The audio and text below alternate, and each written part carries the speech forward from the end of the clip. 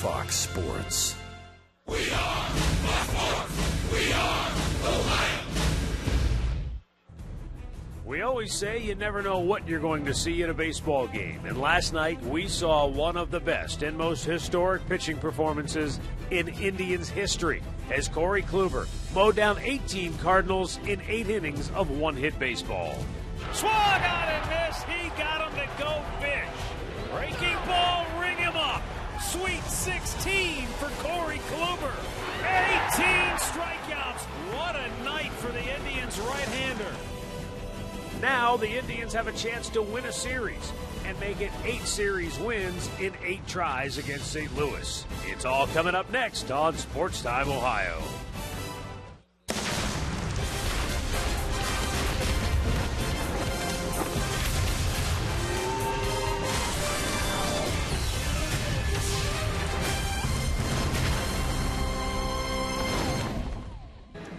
The Indians this afternoon will close out the homestand with a matinee affair against the St. Louis Cardinals, wrapping up this interleague series. The Tribe try to make it 2 out of 3 here at Progressive Field.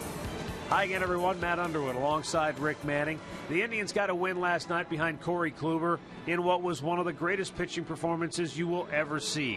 In fact, I was reading someone today who said you can see a no-hitter, you can see a perfect game, and not see someone pitch as well as Corey Kluber did last night. I played in no-hitters, I played in the perfect game, and watching last night was a thrill. Corey Kluber was so good last night. He had the fastball working, the cutter working, the curveball working. It was all working.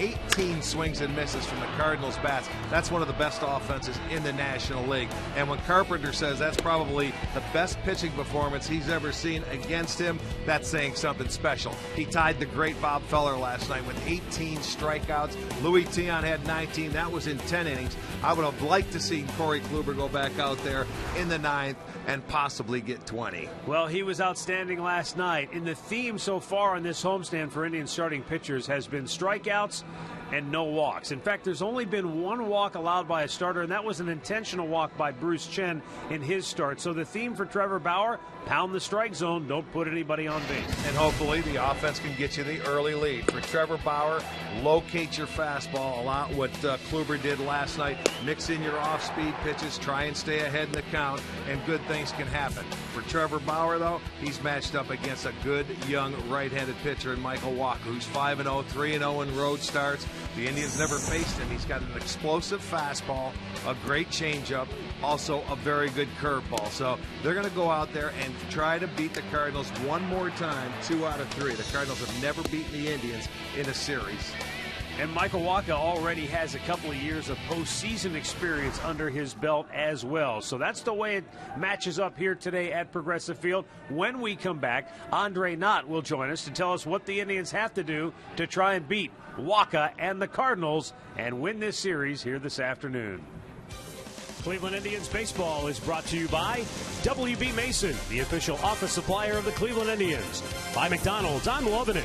By your local Toyota dealers. Visit buyatoyota.com. Toyota, let's go places. And by the injury lawyers at Elk & Elk, proud sponsors of the Cleveland Indians. Call 1-800-ELK, Ohio.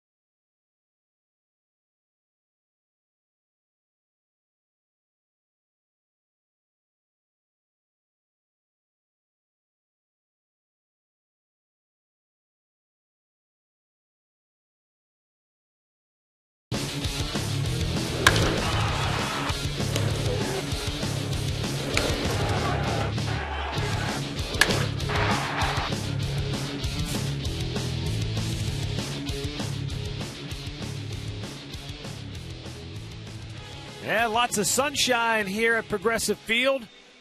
Light breeze blowing in. Going to be cool once again down here at Progressive Field as the Indians and the Cardinals wrap things up in this 3-game series. The Indians trying to get a series victory if they can beat the Cardinals, and that's something that they've always done since these two teams first met back in 1997 in the beginning of interleague play. Trevor Bauer will be on the hill for the Tribe this afternoon, trying to follow up, and you talk about a hard act to follow, Corey Kluber last night, who struck out 18 St. Louis Cardinals. And it's not like, with all due respect to Lenny Barker, who threw the perfect game against the Toronto Blue Jays, who were not a very good hitting ball club at that time. And you think about the Dennis Eckersley no-hitter against an Angels club that was about middle of the pack offensively. This is a Cardinals team that rolled in here with the best record in baseball, and he absolutely dominated that team last night. Well, he has that kind of stuff to do that with. And, when a pitcher's on good, they say good pitching will stop good hitting. It certainly did last night. All right, well, what will the Indians do against Michael Wacha, who's been unbeatable so far this year? He's a perfect 5-0. We sent Andre not in search of some answers. Let's see what he's come up with. First of all, Matt, Danny Ainge is probably going to come after you about that comment about that Blue Jays lineup. But I'll say Bring this. it on. I know you're ready. I'll say this, though, about Michael Wacha and talking to different people. He's a guy that's got a big fastball, but, the thing that everybody says is the deception of his off-speed pitches. They kind of look alike, whether it's a changeup or curve, and they said it gets a lot of guys off balance, and that's what he's really good at doing. The other thing he has is a big fastball. Not a big strikeout guy, though. What helps him tremendously is the ground ball rate that he gets. Gets a lot of double plays, and these are going to take advantage of the situations they get on him early. The one good thing, he's 0-3 versus the American League in his young career. Well, we'll see if that plays into the Indians' hands here this afternoon as the Tribe takes the field behind Trevor Bauer, and the starting lineup that he will face for the Cardinals and manager Mike Matheny is presented by Toyota. Peter Borges in the leadoff spot. Matt Carpenter is batting second. A late lineup change. They scratched Johnny Peralta, who was in there DHing because Matt Holliday deemed himself ready to play after he left last night's game early when he was hit by a Corey Kluber pitch on the left elbow. Matt Adams bats cleanup. Then it's Mark Reynolds, followed by Colton Wong. Yadier Molina, Jason Hayward, and Pete Kozma will round it out. And today's Northern Ohio Honda starting pitcher will be Trevor Bauer for the Indians. Trevor is making his 7th start this year. His record is 2-1. He had 4 very good starts in the month of April, and he's had 2 rough starts in the month of May. Batters are hitting .372 against him, and in his last start, he did not yield a free pass, but he gave up a home run, which he's done in his last 3 starts. Very first start against the St. Louis Cardinals ever. He has 2-3 record against the National League. So we'll see if he can go out there and throw some zeros up early and give that offense the opportunity to score first. The defense brought to you by Chrysler. Behind Bauer this afternoon, Brantley in left, Bourne in center, Moss over in right. Chisenhall at third, Ramirez at short, Kipnis is at second, Santana at first, Perez is doing the catching. Tim Timmons has the plate this afternoon. Todd Tishner is at first. The crew chief, Tim Welke, at second. Mike Everett is down at third. And we are ready to go now as Peter Borges heads to home plate to start this game for St. Louis.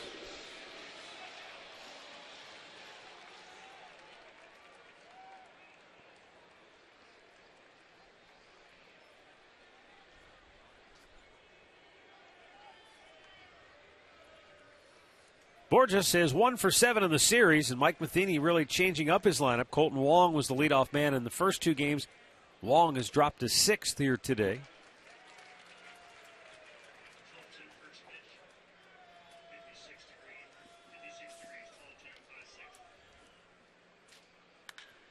Swings and sends a high pop to left. Brantley makes the catch in left field for out number 1. See him turning sideways, looking up into that sunshine. Well, not many clouds up there today. 56 degrees, our game time temperature. So the good news is we've got some sunshine. but still a little bit cool down here near the lake.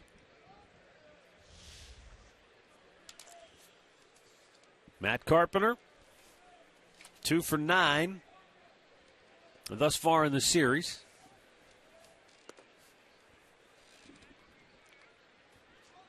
It was Carpenter who was quoted after last night's game saying that Corey Kluber had probably the best stuff of any pitcher that he's faced in the big leagues.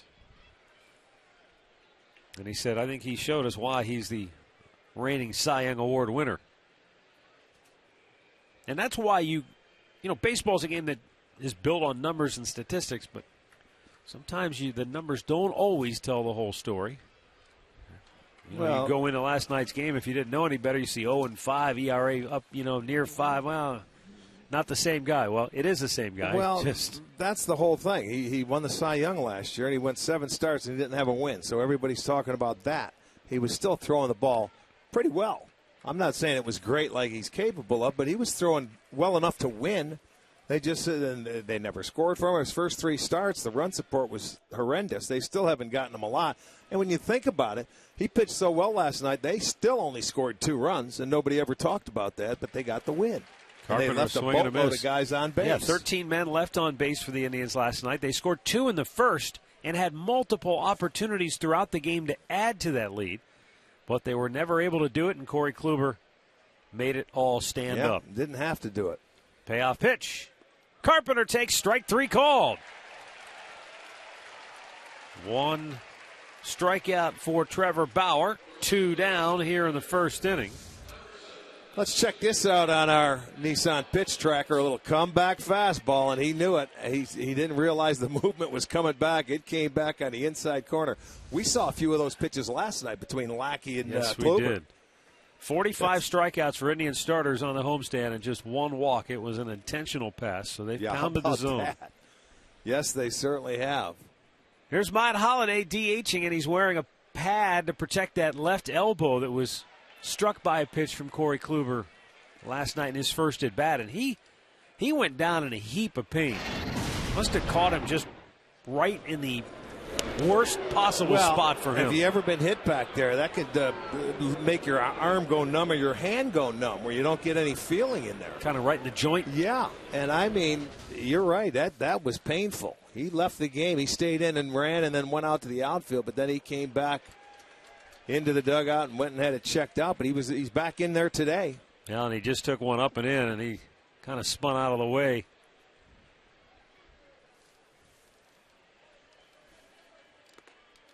That fastball a little bit high. 2 balls and a strike. Again, Holliday was not in the original starting lineup, but around just about an hour before game time, maybe a little less than that, he was put in the lineup by manager Mike Matheny. Obviously talked his way into the lineup, so they removed Peralta, who was in there as the DH for today's game.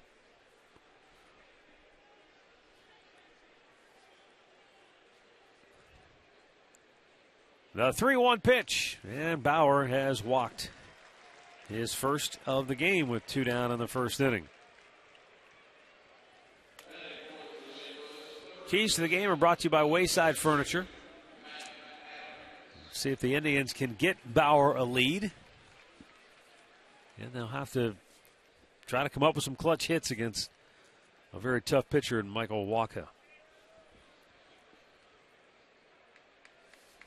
Matt Adams, the batter. Adams has bounced all over the lineup in the first 3 games of this series now. And out goes Roberto Perez. In the first game of the series, Adams was batting 5th. Last night he was batting 7th, and now today batting 4th.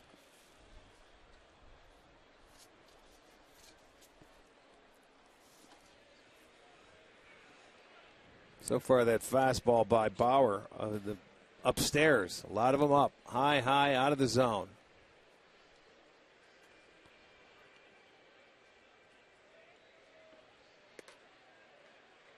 That one caught the outside part of the plate. Off-speed pitch of some type. Evens the count of 1-1.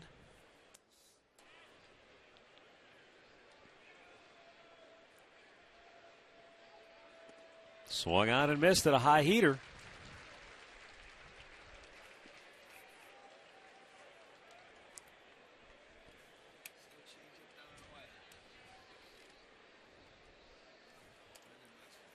Holiday takes his lead at first where Santana holds him close. Three-man shift on the right side of the infield.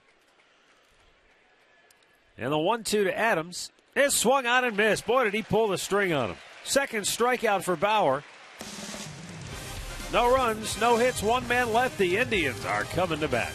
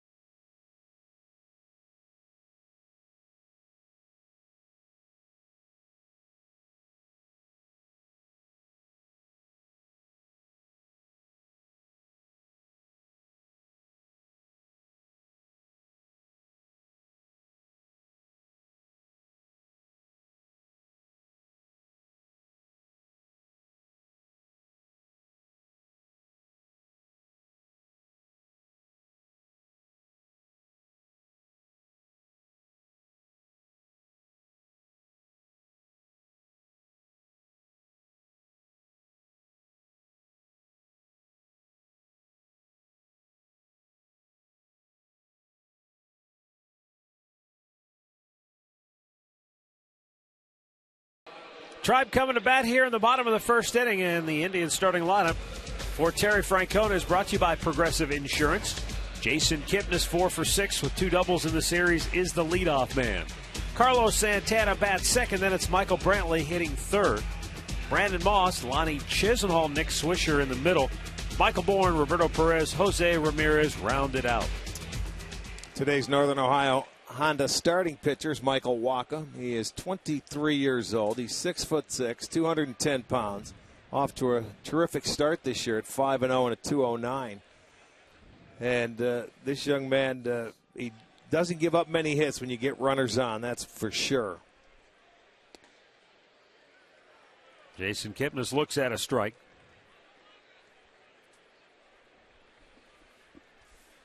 First time ever facing the Indians.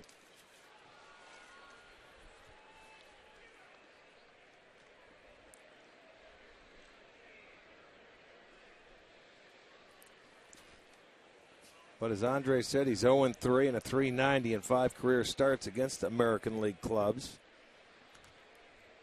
He's faced the Royals twice, the Mariners, the Yankees, and the Rays. And now you can add the Indians to his list.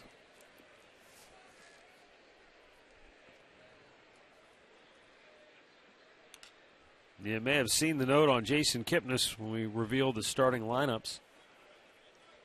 I mean, he is ridiculously hot, batting .489 in the month of May, and that's not just a couple of ABs. He's 22 for 45. And that right there is an example of why I think he's so locked in at the plate. He's seeing the ball well. He's taking his walks when the opportunity's there. But if you miss in the zone, he's putting a good swing on it right now. He slows the game down right now. He's seeing the ball well. You know, even when he makes outs, he's hitting the ball on the nose. He's hitting it right into the teeth of the defense. He's in a very good groove right now, and that's something you have to ride when you're an offensive player. And he's doing this all while moving in the lineup to the top spot. Well, that's what made him go. I don't know if it changed his mindset or what.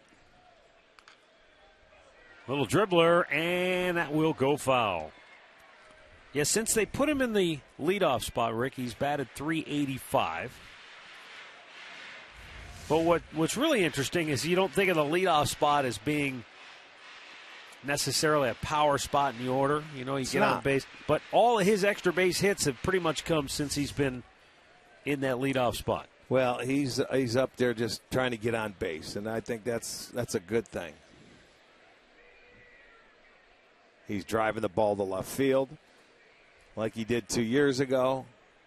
You can see he's healthy again. That's what you can see. Boy, he's throwing him change-ups. He's topping them, and he's fighting off some very tough pitches. That's 5 foul balls now.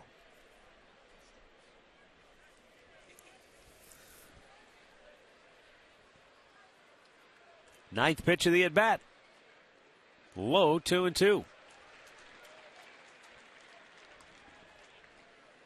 Hitters are hitting .277 off Walker with nobody on.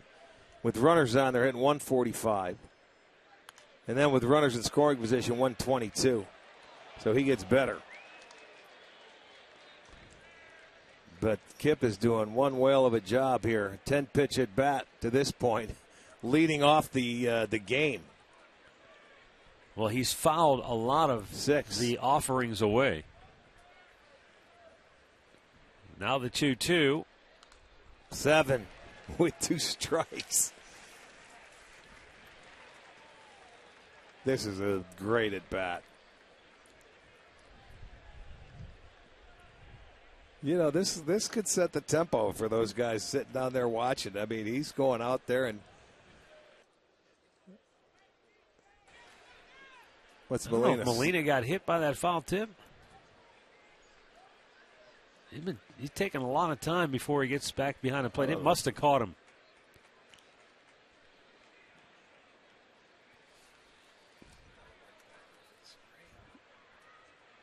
The 2-2. Smash down the right field line. It's a fair ball. Into the corner it goes. Kipnis into second base, and he'll pull up there with a leadoff double. At 11 pitch at bat for Jason Kipnis, make it 12 in all. I'll tell you Results in a leadoff two-bagger. What a classic at-bat right there by Jason Kipnis. I mean, he battled and fouled off some great pitches. He got a fastball to his liking. He hit it down the right field line. It stayed fair. It's another double for him, number 8. Let's make that our McDonald's. I'm loving it because you have to love that at-bat Kipnis put up right there to lead the bottom half of the first off. You know, the Indians will try to strike first as Carlos Santana steps in. And it's inside for ball 1. Yeah, Waka, I mean, he has a very good changeup, but he added that little cutter there that he throws into left-handers, and he also has a pretty good curveball to go with it as well. And there is a fastball perfectly placed. Santana walked 4 times in yesterday's ballgame, leads the league in free passes.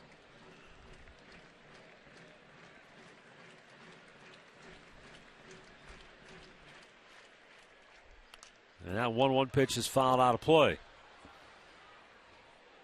Our Kia in the driver's seat shows you that in the major leagues, Bryce Harper has 1 more than Carlos Santana, but he's 5 ahead of Miguel Cabrera for the American League lead.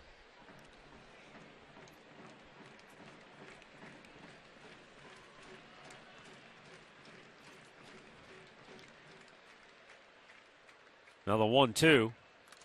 I would offer that Harper and Peterson, because of the number of home runs they've hit, are probably being pitched around, whereas Santana is a guy who just works the count and has such a good eye. Yeah, that's true. Santana's that's his style of hitting. And there, now you go. Molina took one there. That's square in the mask right there. Yes, it is. Right on the chin. You go out here, and Waka is averaging about 14.7 pitches per inning. And after that Kipnis at bat, this will be pitch number 17. And he doesn't have an out, and they're fouling off some good pitches.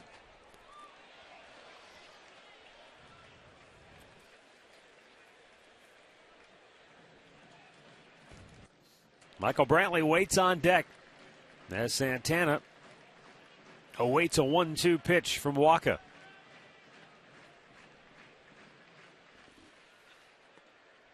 Oh, didn't miss by much. Full count. Or make that a 2-2 count. Jumped ahead.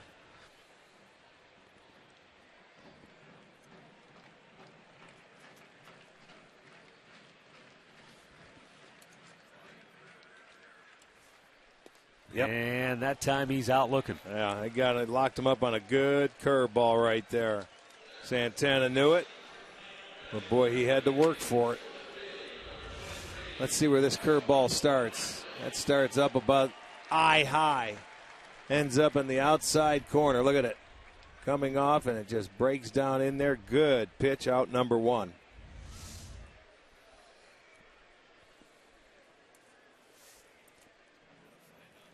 Michael Brantley 2 for 9 in the series.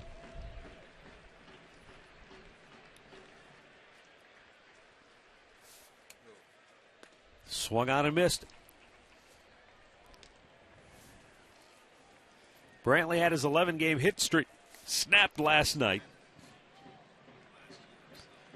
And you have to give the Cardinals credit because he had opportunities to hurt them every time he came to the bat, to the plate last night. But they were able to hold him without a hit. And that's what kept the Cardinals within striking distance the entire game, because had Brantley picked up a hit in any of those at-bats, the Indians might have had a big and comfortable lead. Well, a guy that's normally automatic when you get to runners in scoring position. Last night was just his night. He just had one of those nights. The other guys get paid too, as they say. 1-1 pitch. Upstairs.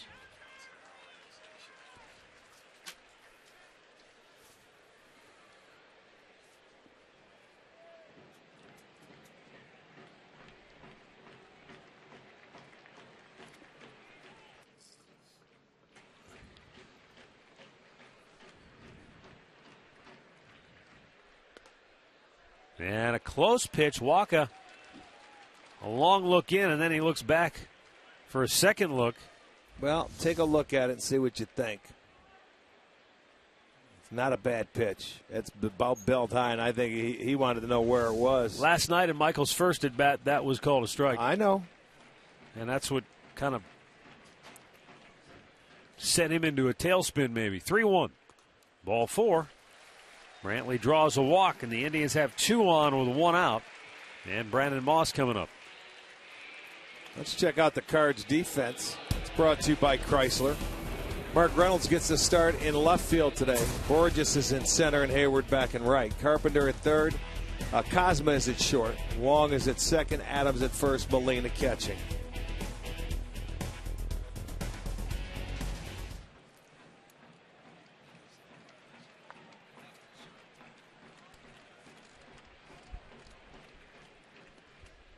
Moss looks at a strike. Moss 3 for 7 so far against Cardinals pitching.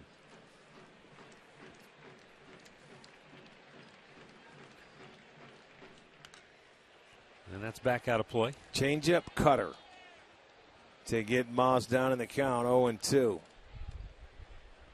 And, I mean, we've seen everything that Waka features. The good fastball, the curveball, the changeup, and the cutter. And he's had to work awfully hard in this first inning. He has 1 out. He's thrown 26 pitches. Low and away.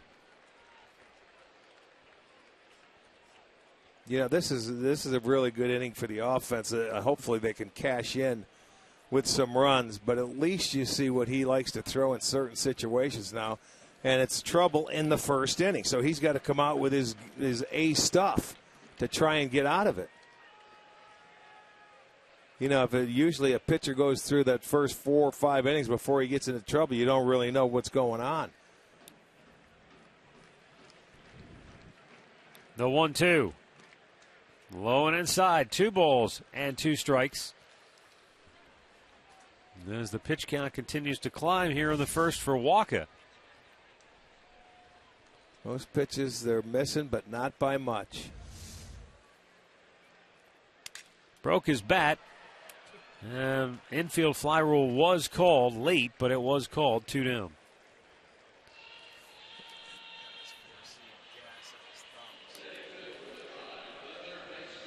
And that's going to leave it up to Lonnie Chisenhall now with 2 on and 2 out.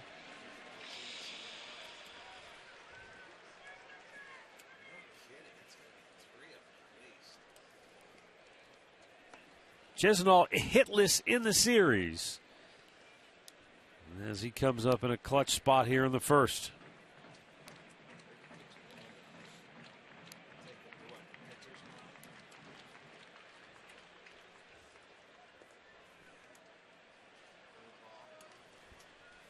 Looks at a ball outside.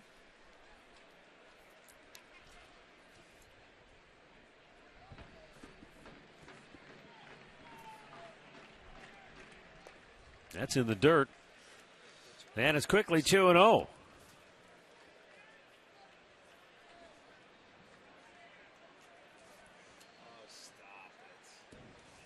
Mike Matheny looks on. As Waka struggles here in the first, but he has not allowed a run. He's only given up the 1 hit. The leadoff double by Kipnis. Low 3-0.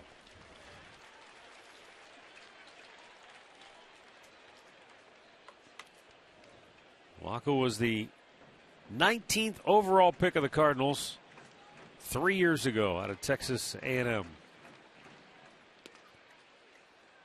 Chisenhall taking all the way, and that 3-0 pitch just did graze the inside corner.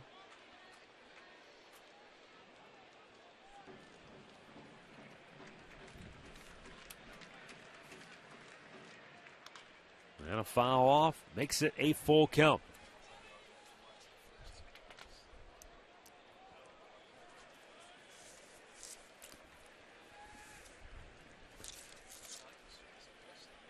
Waka went from pitching in the College World Series in 2011 with Texas A&M to 2 years later pitching in the World Series for the Cardinals.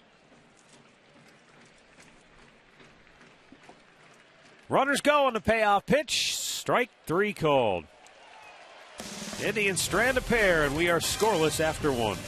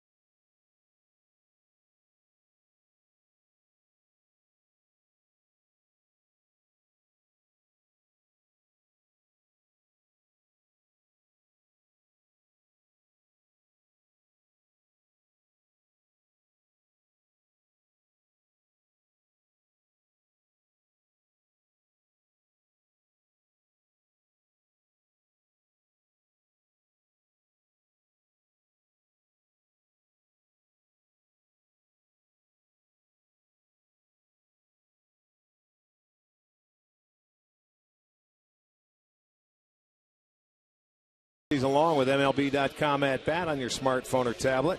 You can stay connected with live radio, broadcast stats, breaking news, and more. Download MLB.com at bat, the #1 app for live baseball.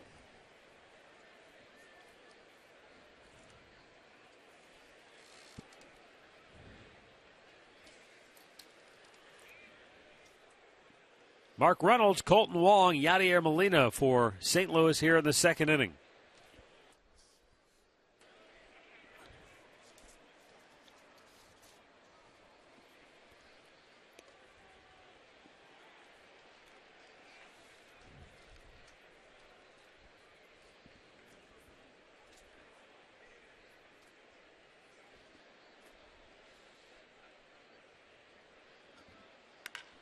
Smashed between third and short. Brantley able to cut it off, and he'll hold Reynolds to a long leadoff single. First hit for St. Louis.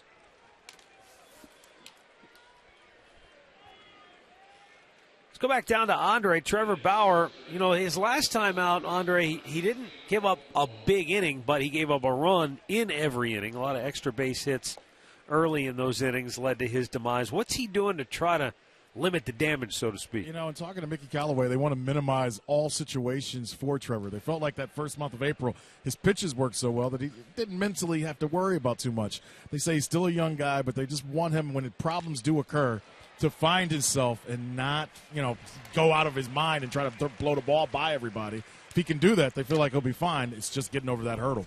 Well, he's always been an emotional guy since being here, and he's toned it down a little bit from last year. And, you know, it takes time. You have to be patient. I know he's young, but he's getting starts out there, so hopefully he can learn with every start and take something out of it. As I said, he had in April, his ERA was very good. He was a 174 batting average again, the opposition, and 372 in May, so it's been night and day, and a lot of it's location. Well, I mean, 3 starts ago, that's the Toronto Blue Jays, and they were swinging it about as well as they can swing it when they came in here, and they hit everything in sight against him. Minnesota, his last start, when the Indians faced the Twins, they just happen to be about as hot as they've been. You know what? The Indians have faced everybody when they're hot, when you think about it. Detroit came in here, and they hit the ball all over the ballpark. And that may sound like excuses, but, I mean, we watched it. That wasn't just poor execution and pitching. Those guys were swinging the bats very well. Well, when you run into a team like that, there's something you have to do as a pitcher, and you have to use the whole plate and knock people off the plate to get inside. Yadier Molina smacks one right back up the middle, his third hit in the series, and the Cardinals have 2 on with 1 out. And we witnessed this Cardinal team in game number 1 where you get runners in this situation and in scoring position. They seem to use the middle of the field and the other way. And Molina goes right back up the middle. They don't try to pull the ball. And now you've got Hayward down in the number 8 hole today.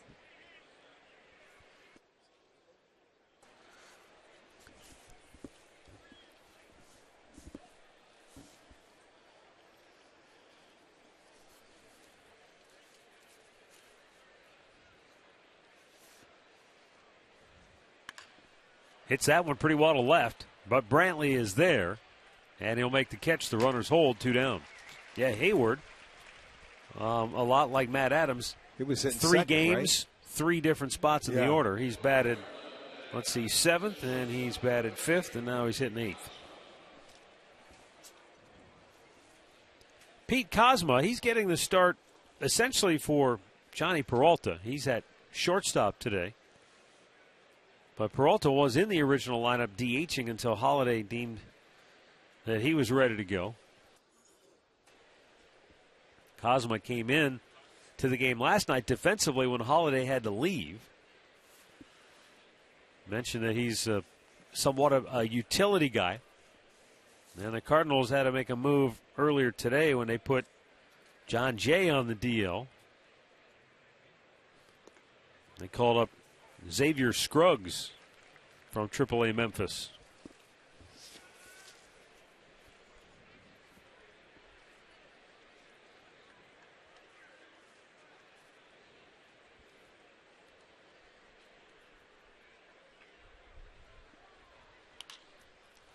In the air. Right field foul territory, and Santana makes the catch.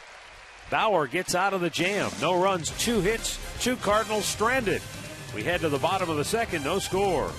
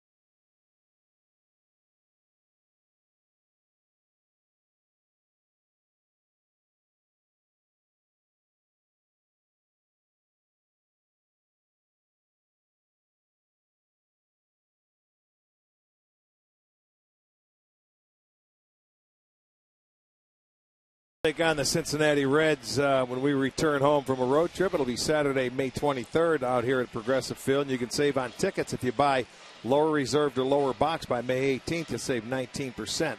The deal is available only at Indians.com.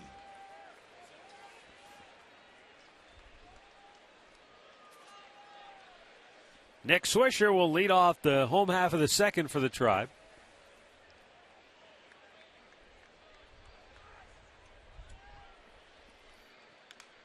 And a foul back.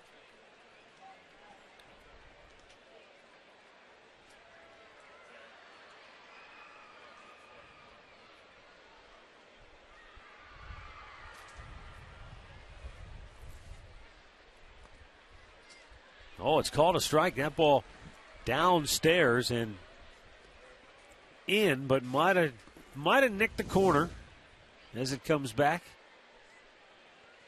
It's not a bad pitch. You see the one to Brantley, I guess that was in there. He called up. So if you go in there, he's going to try and keep it down and make the quick work. Third of the day for Waka, one down.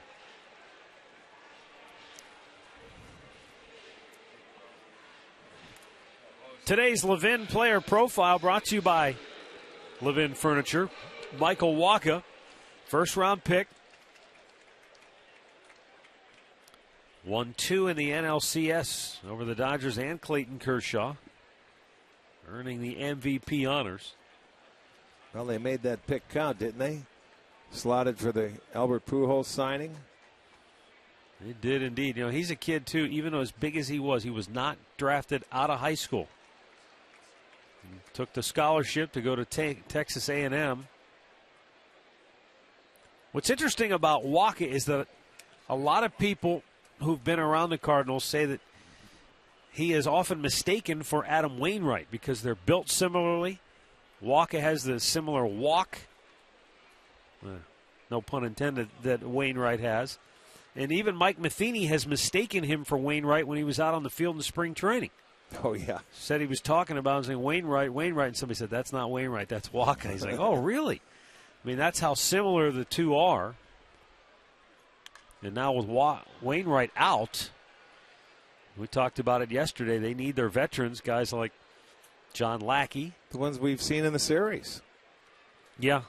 To be honest with you, Lance Lynn. And yeah, Waka, though,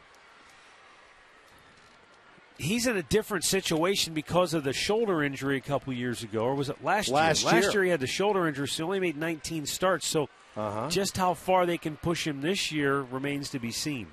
Well, you know, when you, as a lot of clubs do, you only add by 20 to 30% of the innings that you pitched the year before. You know, do you want a guy going for that arm? Well, he pitched 150 innings the year before. 85 of those were in the minors. And then last year only 107 because of the injury.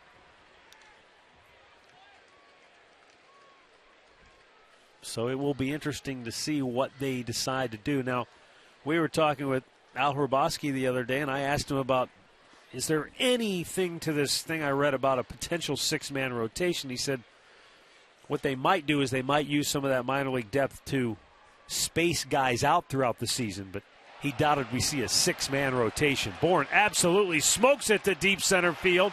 One hops the fence. Borges in pursuit. Bourne on his way to third. He goes in sliding with a one-out triple. Boy, did he crush that ball. Those Borges can fly. We saw him for many years in Anaheim. He can go get him, but that ball, no chance that he have of getting it. Well, I'll tell you, Waka threw him about 3 or 4 straight fastballs. And Bourne finally caught up with one, and he gave it a ride. Waka supplied the power. That's the first triple for Bourne this year. And I'm glad to see him push it because with one out, it was second base, and Borges got to that ball, and then he was going anyway. He was going to make him make 2 good throws, but he gets in there for his first triple. Now we'll see if Roberto Perez can get him home.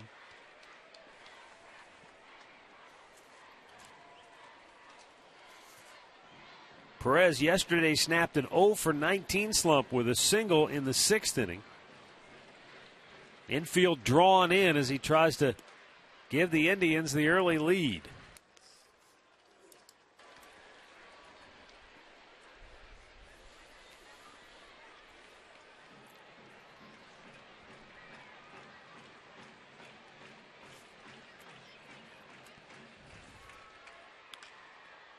And that's going to stay foul. 2 balls and a strike. Walker's already 50 pitches in with 1 out in the second inning. Well, there's been a couple of at-bats, some long extended at-bats that has really made him work. Kipnis went 12 deep on him. Well, Borney went 9.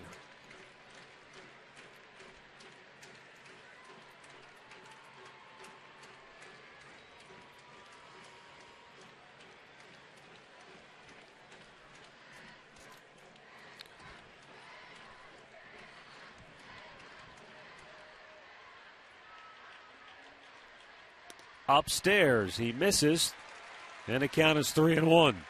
As I told you before, he gets better when you get runners in scoring position. Hitters is 5 for 41 coming into today. But here's a great opportunity for Perez, a 3-1 count, infield in, man on third base, less than 2 outs. He's going to get a breaking ball. And a called strike. Perez thought it was ball 4. But Tim Timmons said not so fast.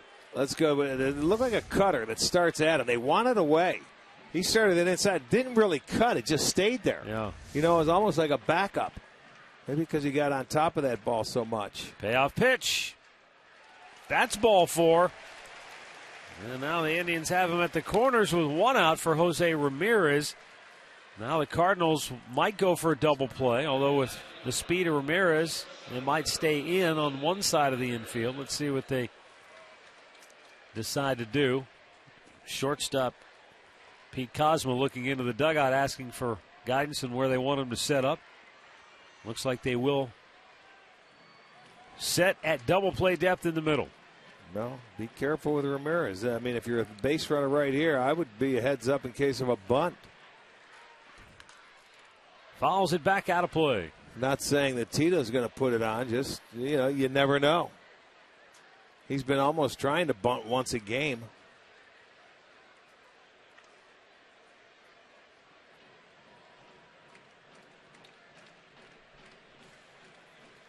The Twins did that to the Indians on this homestand, a safety squeeze. I don't think that'll be on. I just think Ramirez would do it on his own. He squares, bunts it, takes it with him. Walker's got bored dead to rights at home plate. Well, there you go. There was a safety squeeze, and he just bunted it a little too hard. And, you know, you're in a tough position as a base runner right there. I mean, you got to read the play. Once he gets it down, you almost have to be running. You see, Bourne, he sort of hesitated, but Walker cuts it off, and he had the play. He didn't have to go from third base in that situation. It wasn't a straight-out squeeze play. That's a safety squeeze, and I know Bourne wanted to get down, and he was thinking it was going to get by Walker. It did not. So they get the fielder's choice, and it's a 1-2-5 on that putout. Derek Lilliquist out to the mound to talk with Walker. Jason Kipnis is the batter. He's been wearing not only the Cardinals, but everybody out here lately. 5 for 7 in the series. 3 of his 5 hits have been doubles. Yesterday, the Cardinals hit him twice with pitches.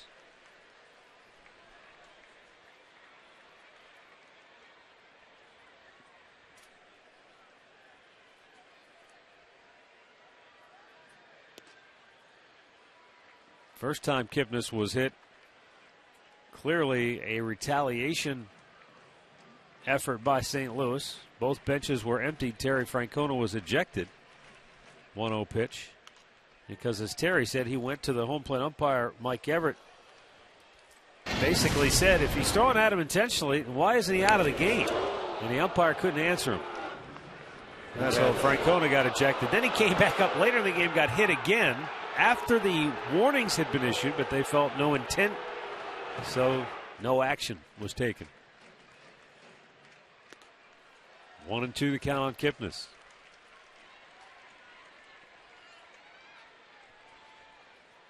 Hey, it's not an easy job for the umpires. They get caught in the middle of a lot of these things where, Major League Baseball is telling them, crack down, be tough, and yet they're trying to let the players police things themselves, and it doesn't always work out that way. Kipnis thrown out, inning over. Indians cannot cash in this series. They're having a tough time at the dish. No score through 2.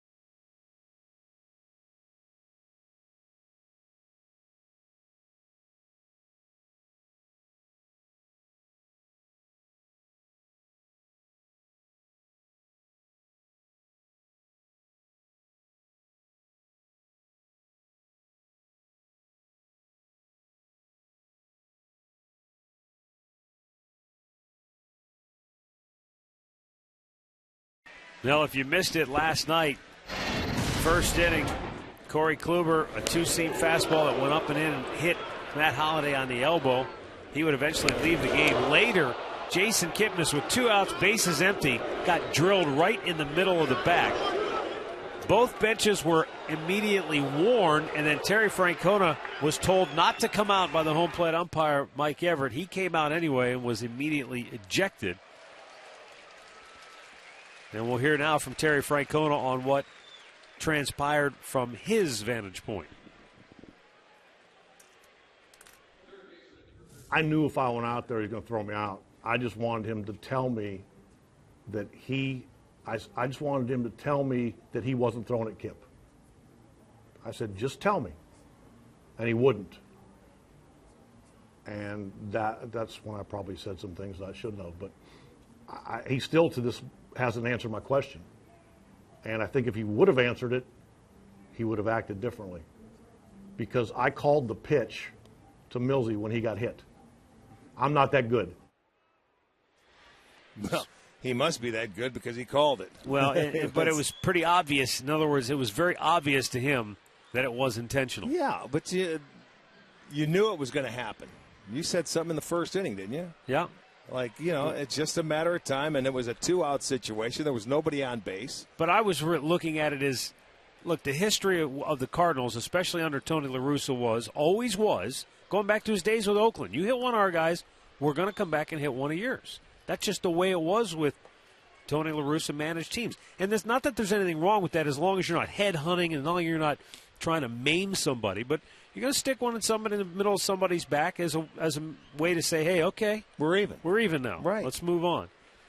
So I just had a feeling that knowing Mike Matheny, that's the Cardinal way. You had a feeling it was coming at some point. Well, and Kipnis did the right thing. You drop the bat, you go to first base. And when he got hit the second time in that game, that wasn't intentional. You know it, I know it. It was a sidearm. Yep.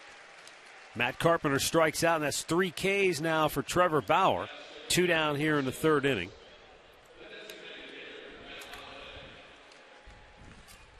I almost think, Rick, that had Mike Everett not issued any warnings, Terry Francona probably doesn't come out of the dugout.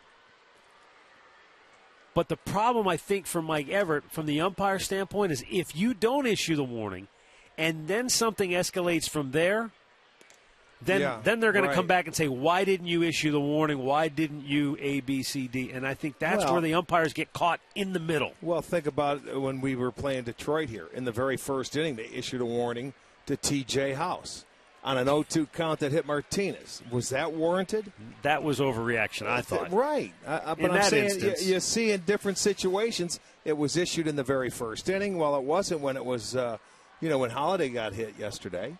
Right. It was later on in the game in the fifth inning when Kipnis got hit. So I thought that was all right. Better than what it was in the first inning. I think most managers get more angry when, okay, now you've taken any ability we have to retaliate away. Well, and that as well. Yeah. The players will take care of it. That's the way I look at it. Now, if there's headhunting or something like that, that's a totally different story. Weekly tap to short. Ramirez unloads in a hurry, and Trevor Bauer breezes through the third inning. 1-2-3. Go the Cardinals, no score.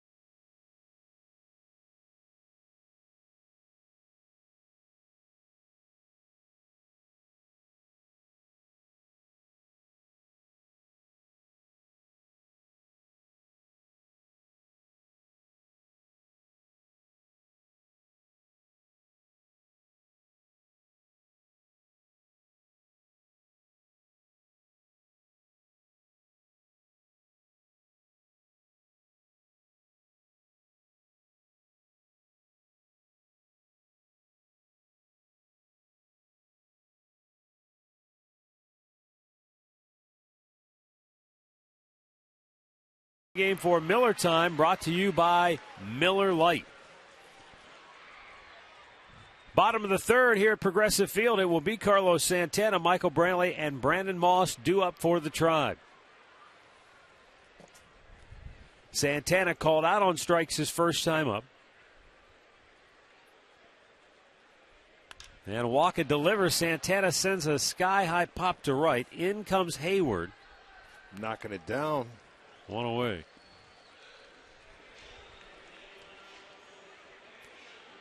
Time now to take a look at today's injury report, brought to you by the injury lawyers at Elk & Elk.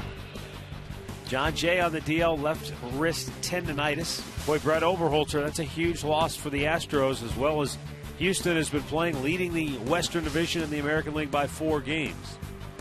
And a couple of Eastern Division foes on the DL now, Saunders and Flaherty.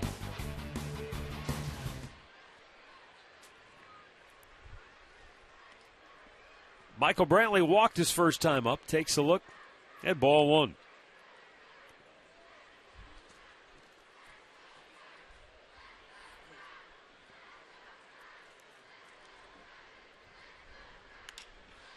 Pop to center. Borges moving all the way over into left field where he makes the catch. 2 gone. Well, it'll be Sugardale Dollar Dog Night when we return home a week from tomorrow off of this road trip. Cincinnati Reds will be in town, so Friday night. Plus, fans, you can enjoy the first fireworks show of the year. Visit Indians.com for the details. Here's Brandon Moss. Walker got deep in his kitchen first time up. Had a little pop on the infield. I mean, where's the line of delineation between what's a pop up and what is a humpback liner? Because I'm not sure what that was that Moss hit his first time up. We've had a couple of those this year. But I'll tell you, when you see the ball jump off Moss's bat like he hit that single or the other night where it was off the wall. Yeah.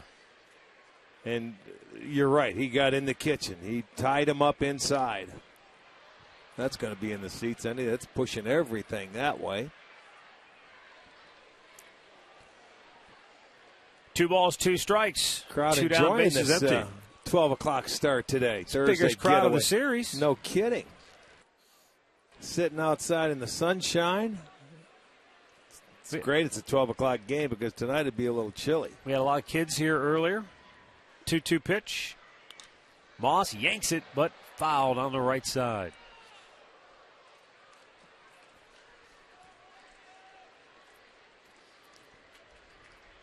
Yeah, we had busloads of kids for the education day before the ball game. Bright and early.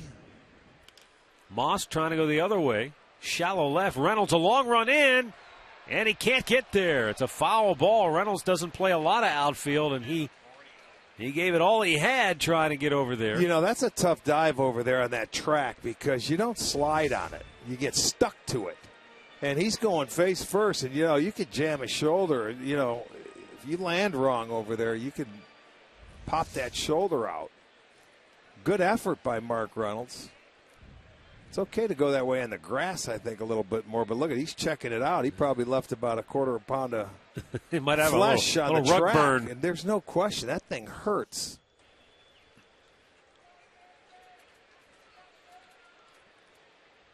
And the 2-2 to Moss. Swung out and missed. Strikes him out. 4th K for Walker. Indians go 1-2-3 for the first time today. And after 3, we are still scoreless.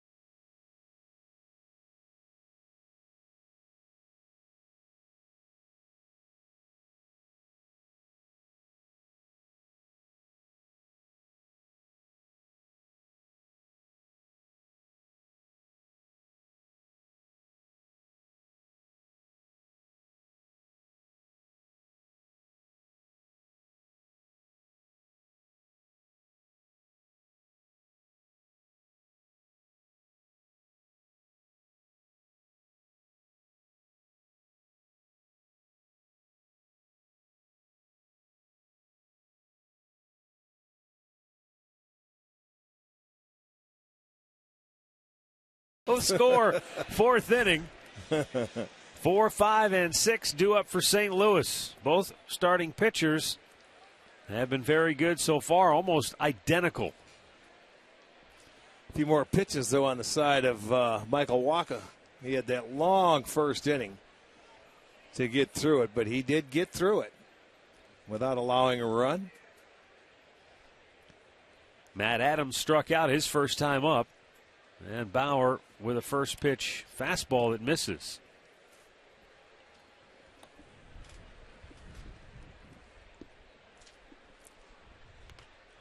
That one ran up and away, 2-0.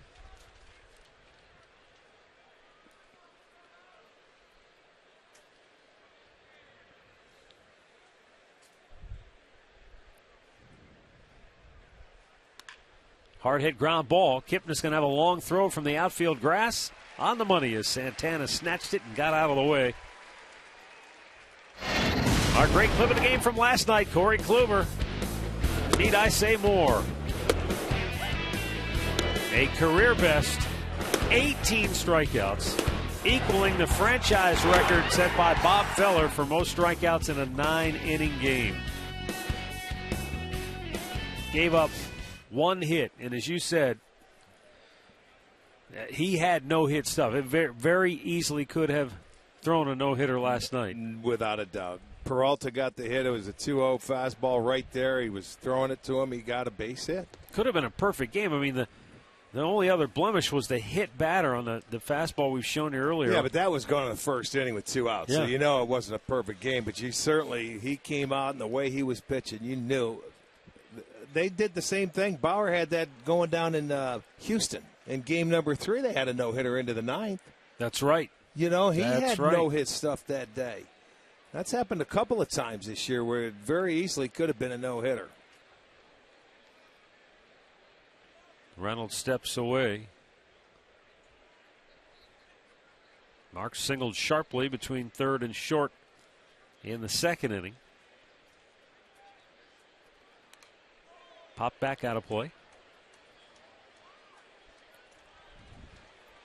Let's see how much skin he lost on the arm. Well, he it definitely looks like he's got red sleeves down the underneath side of it. That tell you, that track is nasty. Pretty good looking strawberry.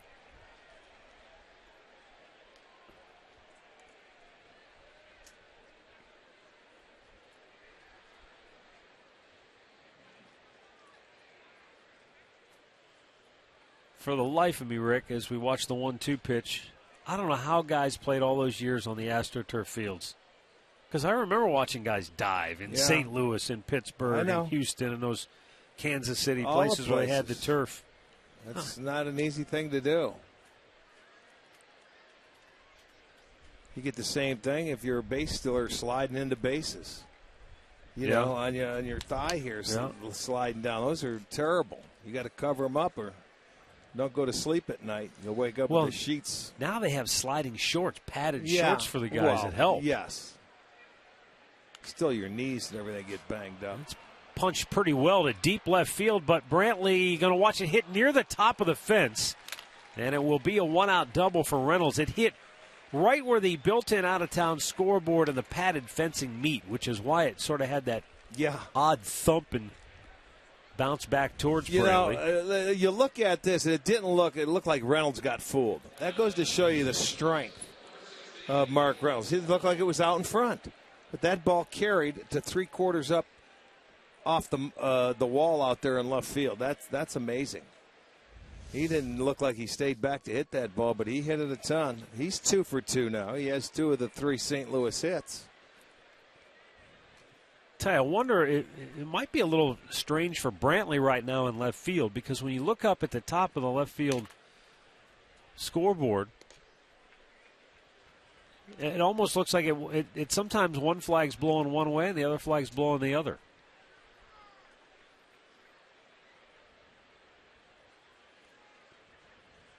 Like it might be carrying the left, but the center, it might be knocking it down. Well, I know anything. Anyway, from center on over to right, it's knocking it in. It's knocking it down. Yeah. And it looks like on the infield, it's pushing it into the bleachers. I don't know if there's a circular effect going out there to left. Might be. Colton Wong hit the ball right on the screws his first time up, but Brandon Moss made the catch in right field.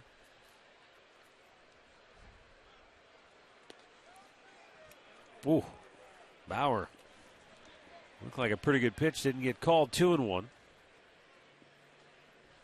Wong 0 for 10 in the series. And he came in swinging the bat very well.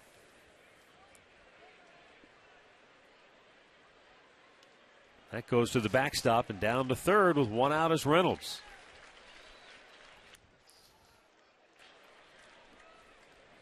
It's ruled a wild pitch, but let's take another look at Perez. And I don't know. Well, he went to the backhand side. It didn't hit the dirt. No, it didn't. but it moves the runner to third base. The infield will have to come in now, and they'll have to try and cut it off.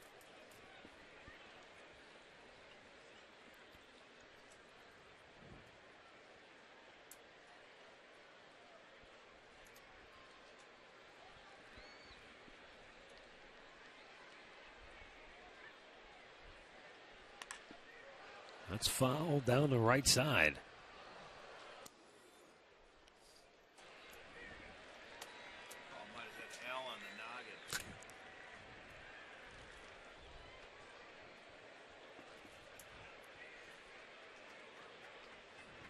No score. We're in the fourth.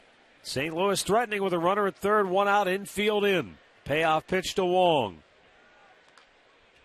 And it's fouled.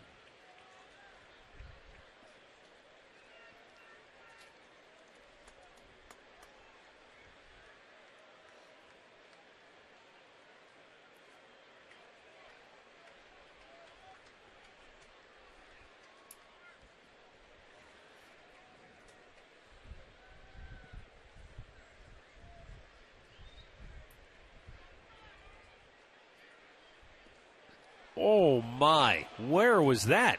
And now the home plate umpire is gesturing out at Bauer because Bauer pounded his glove. Remember the pitch that went inside? He didn't get the call. Now he throws one outside. He didn't get it. He wants to know, what's going on. Let's take a look at it. Breaking ball. That's outside.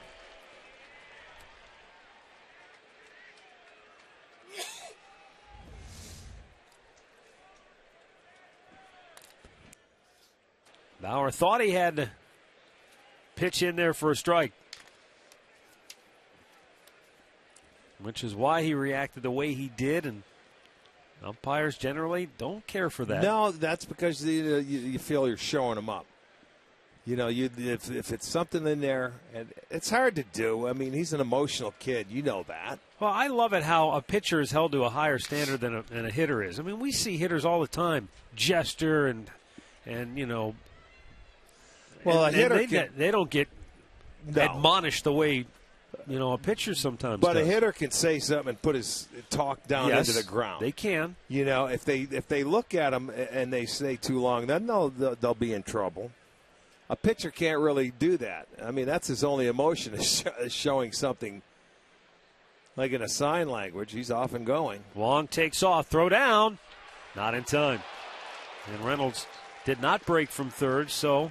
Cardinals at second and third with a one out. Well, they'll hold off a little bit and walk around and go talk to him and see. They'll take a look at the replay to see if they feel that they got him. Here comes the throw. Oh, they might have a pretty good. They have a pretty good. They're going to challenge it. They will indeed. They felt he tagged them before that hand reached the base. This should be a really good look right here. I think that glove's on the hip before the hand gets in there. Well, that'll be a very big play for the Indians if they can get it. It looks like he's out. Might be splitting hairs, but it's... No, I don't think his hands are on the bag when we see the tag. He's got a little ways to go because his fingers are up, They're not on the bag. But then, you know what? I'm just going to wait and see. I mean, the way we look at it, he was called safe. It all depends on who's looking at the replay. They're going to have enough evidence to overturn it, so we'll see. Tim Welke's the crew chief, and he's the one who made the call. Mike Everett, is wow, that was quick. Yeah, so what is he? Let's go. I got to say he's out. Yes, he is. Yeah, the tag was there, so it's a good challenge. Good challenge. Well, that's got to be the fastest overturn replay we've seen this year.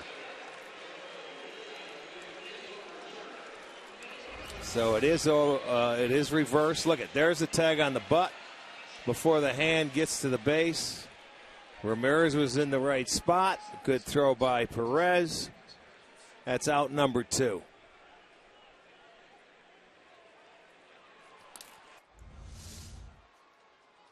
"57 seconds," they tell us on the review. That might be a record.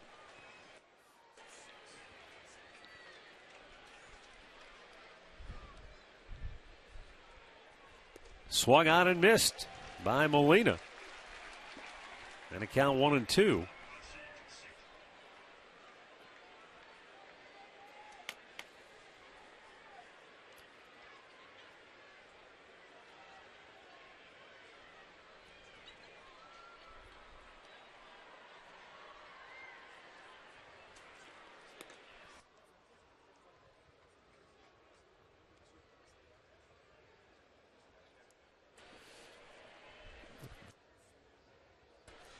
The average review thus far has been less than 2 minutes, but that one was really quick.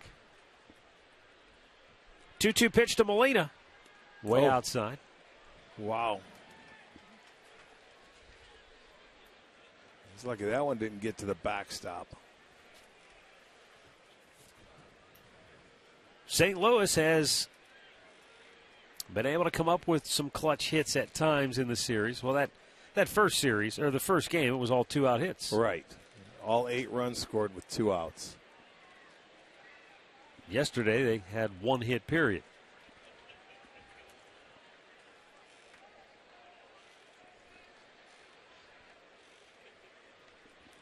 Reynolds at third with 2 down. And a full count to Molina. The payoff pitch. Struck him out looking, and now Molina's got a beef with home plate umpire Tim Timmons. 4th K for Bauer comes at a great time as the Cardinals strand a runner at third. Still no score, middle of the 4th.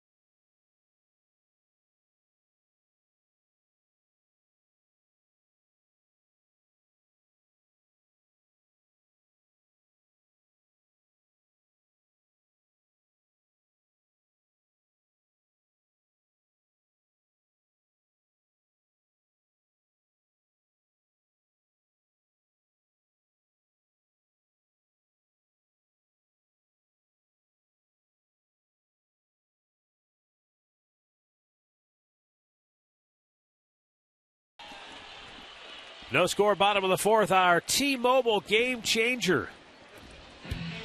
Taking a look at their last starts between Danny Salazar and Corey Kluber. Tough to get much better than the way those 2 guys have gone. Oh, boy. 2 hits, 15 innings, 19 strikeouts, or 29 strikeouts.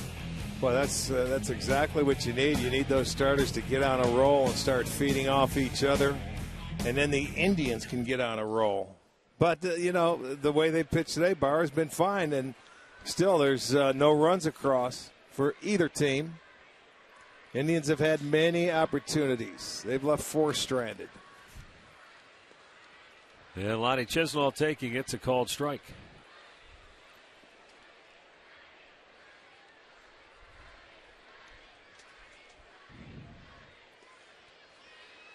Swing and a miss, 0-2.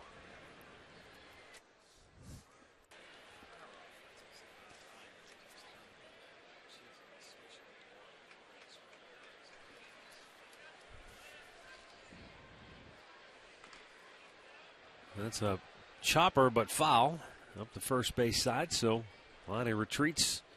Count stays 0-2.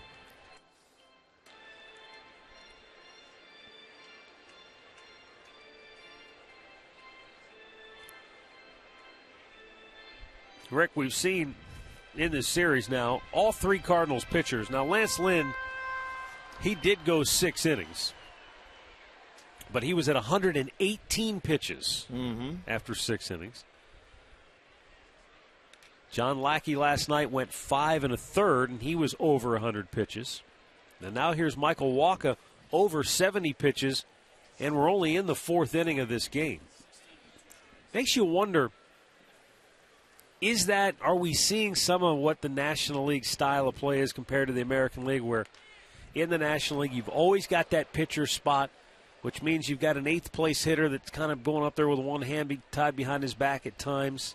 And are we seeing National League pitchers, in particular the young guys who aren't used to facing a lineup that's got 9 hitters in it day in and day out? The Indians now today have 17 foul balls with 2 strikes. So they've done a good job of fouling off pitches from Wacha. You know, but I'll tell you what, when you go through a lineup going through 9 hitters every day is a lot different than having to face that pitcher for 2-3 times. Makes a big difference, you know, and people talk about, it's tougher to manage over in the National League because you have the double switches. Well, it's really not any tougher, in my opinion, because the score dictates what you're going to have to do when you get late into the ball game. You know, if you want to bunt a guy over, that's fine. If you're going to pinch hit for a guy, that's fine. You know, in the American League, you got to decide on when you want to take that starter out. And as an extra guy, it's tougher to play in this league because you may not get an opportunity every day to go in there and pinch hit or play defense or pinch run or do something. You may have to sit 6-7 days before you even get a plate appearance. Swisher in the hole now, 0-2. You know, I would like to see it go one way or the other. You just let the National League adopt the designated hitter, or if not, then bring the pitcher in and let him hit. It's just crazy because the American League, you go to a National League park and they're at a disadvantage because the pitchers never, ever take batting practice or hit. Not in the American League, no. No, that's what I mean. And they do every day in the National League. I mean, it's fun for some of those pitchers that take pride in it, but how many pitchers are very good hitters? You can count them on one hand. Yeah.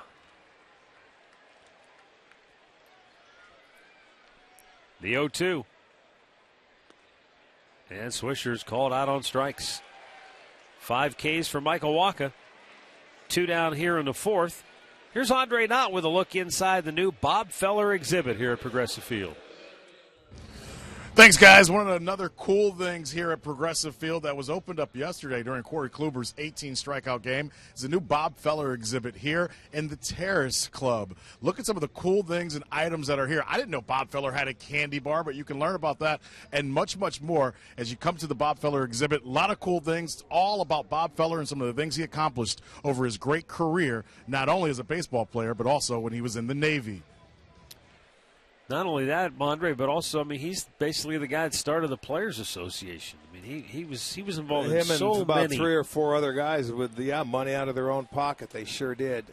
And with barnstorming tours that went across the country in the offseason, you know, with the Negro League, he's the one that put everything together. Yeah. That people they have no idea that he did. He was just so far ahead of his time and one of the greatest pitchers of all time.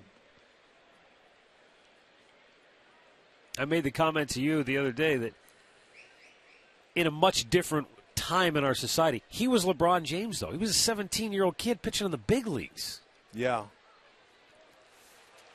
Michael Bourne is out looking. 6 strikeouts now for Wacha. He has retired 8 in a row.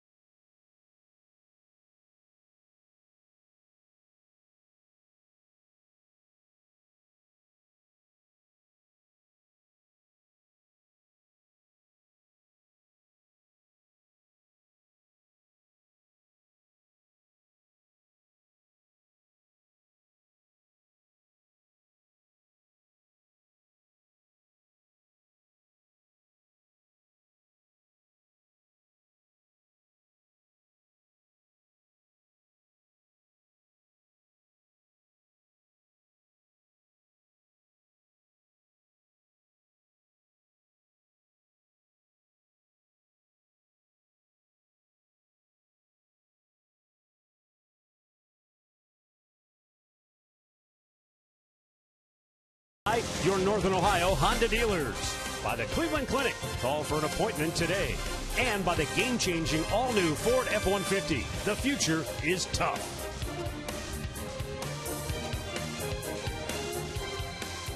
No score, fifth inning. And for St. Louis, it's Jason Hayward, Pete Kozma, and Peter Borges due up. And Trevor Bauer misses high, ball one. Hayward fly to left, his only time up. Bauer pounds the zone to even the count.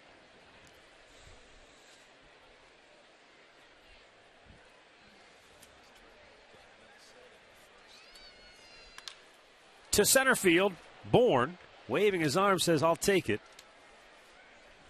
One away. Our stat of the game is brought to you by Buick, and in the all-time series, the Indians have they've dominated. They've won every series head-to-head, all 7. This one is even at a game apiece, so either the Cardinals are going to get their first win over the Indians, or the Tribe will continue to take it to them. And as you pointed out in the very first game of this series, St. Louis has won at least a series against every team in baseball except the Indians.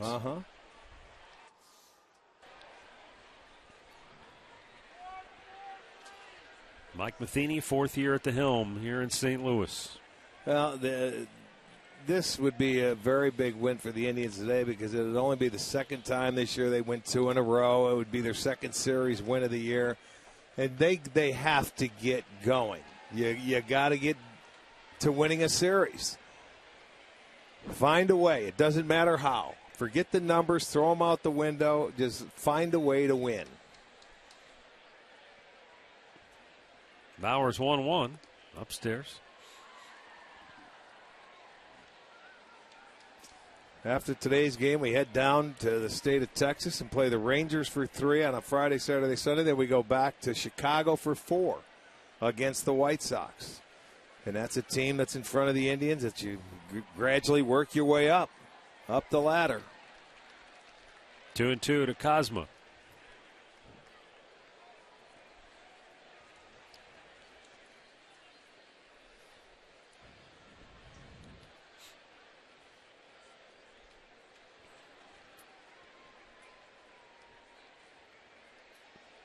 An exaggerated pause in the middle of Bauer's windup that time.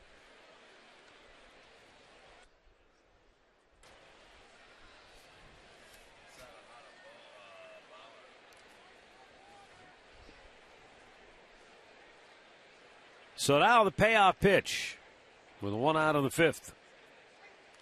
And a foul right back. That glanced off the mask of Tim Timmons, the home plate umpire.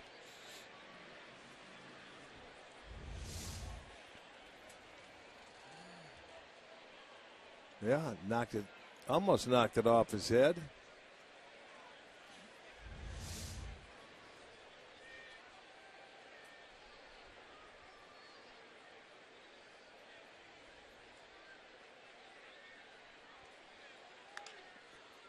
Right field, down the line, but slicing foul and out of play.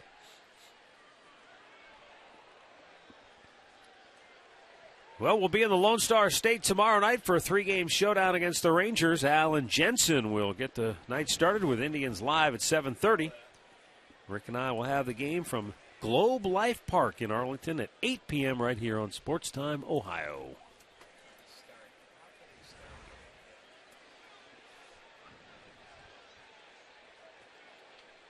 The 3-2. Another ball down the right side out of play.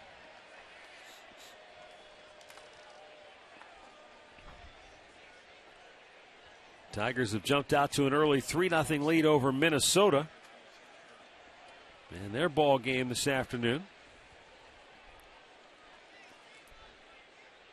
Here's again the 3-2 pitch. Struck him out looking. And that's 5 Ks for Bauer. 2 down here in the 5th. Boy, he stayed with it. Kozma put up a pretty good battle.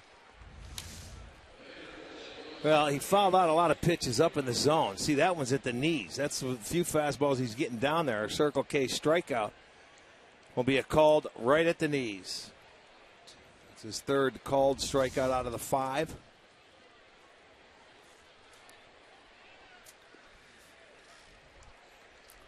Leadoff man Peter Borges, 0 for 2 today.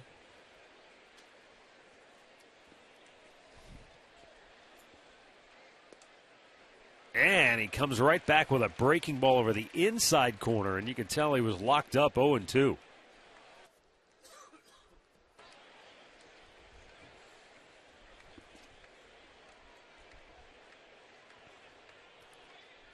Another breaking ball. Borges didn't chase.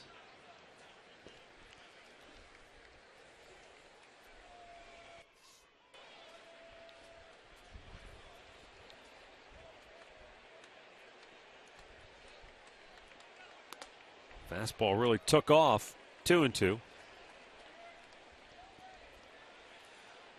I guess that to me is one of the confounding things of pitching. You know, that fastball.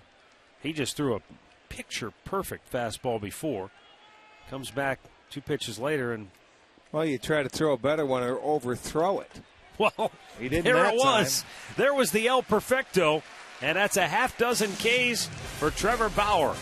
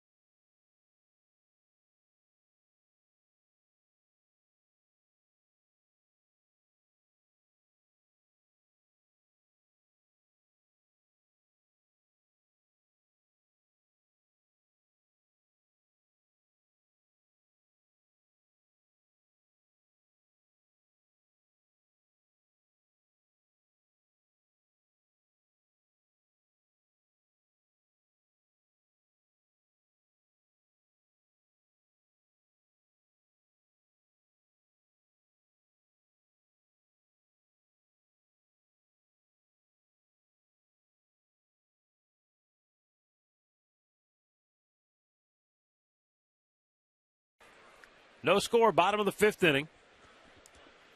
It has been a well-pitched game to this point. The only difference is that the Indians made Walker throw a lot of pitches early, so he's up there over 80 pitches already. Yeah, you look at it, Matt. Walker in the first inning threw 13 balls, and he was throwing 63% strikes. But since that inning, he's only thrown 13. So in the last 3, he's, and he wasn't missing by much in the first inning, if you remember. They hit a lot of foul balls, but he was awfully close on the inside and outside corner. Wow, that one nailed Molina right in the mask. Second time he's taken one today.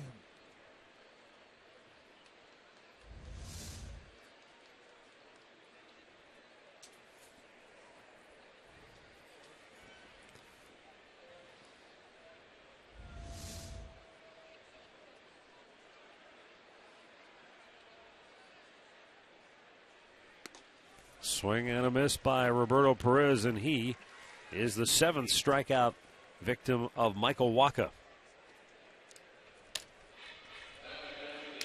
Well, 10,000 fans will receive a 1975 replica jersey. That's courtesy of Shears. That'll take place next Saturday, the 23rd. The Cincinnati Reds are in town.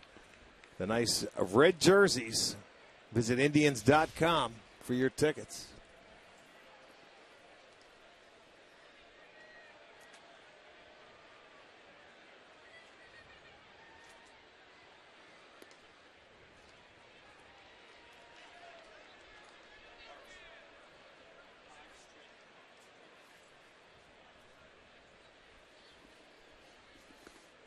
Low to Jose Ramirez. I think it's safe to say that Wacha is locked in. He's had 5 straight 0-2 counts on the Indians hitters. And look at that first inning, 35, but well, he's tightened it up.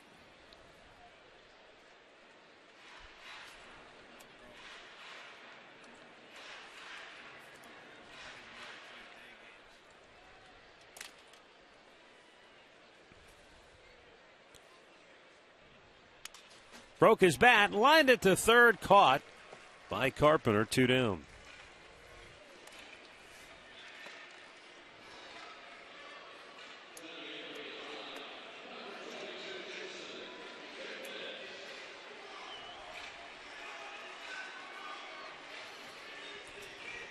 Jason Kipnis, 1 for 2. He doubled in the first inning.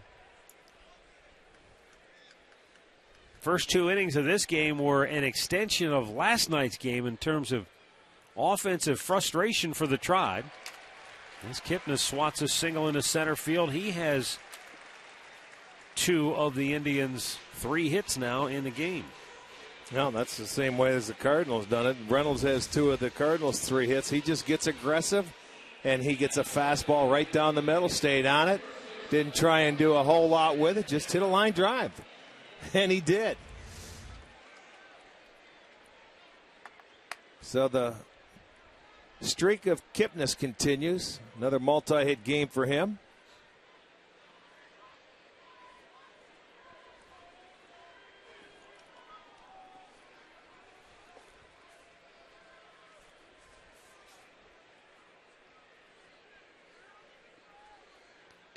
In the first game of this series, the Indians scored 3 runs and left 10 men on base. Last night they scored 2 and left 13 men on base. They left 2 in the first, 2 in the second here today.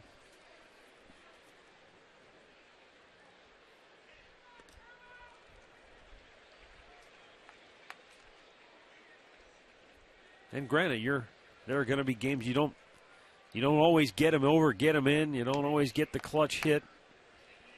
But, boy, when you get that many opportunities, you figure sooner or later you cash in on at least 1 or 2 of them. Well, you have to cash in at some point. The surprising thing last night is that it was Brantley that had the opportunities, and he's like Mr. Automatic for this team. He wasn't last night.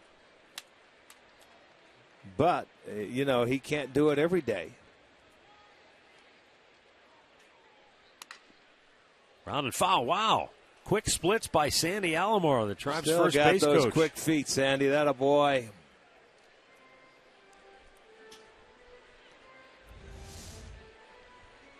Look at him. He's still ready to go.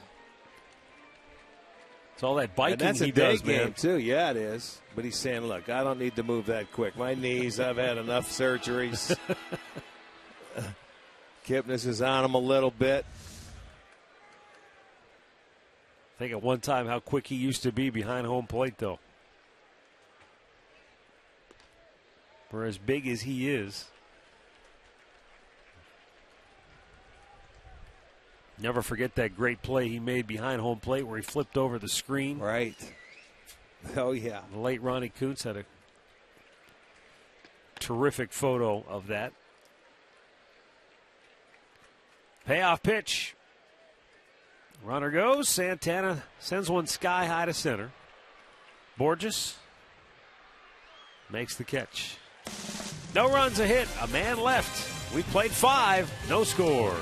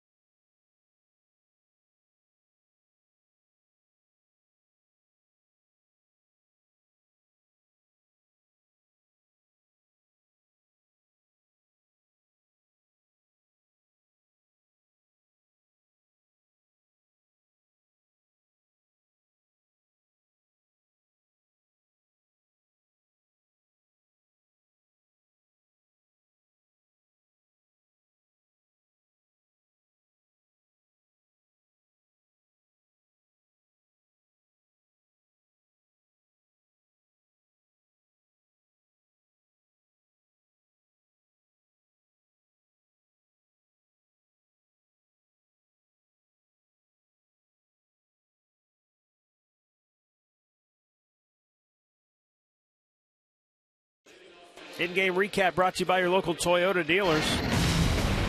All we have to tell you about in this one is that it's been a pitcher's duel. Trevor Bauer has gone 5. He's given up 3 hits. He has struck out 6. And Michael Wacha has gone 5. He's given up 3 hits, and he's struck out 7.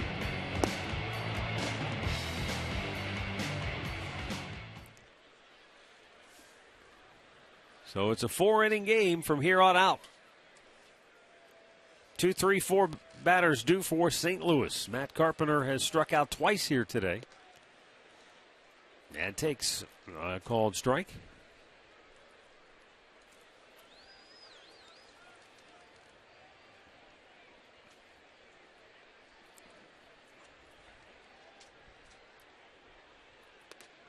Up and in.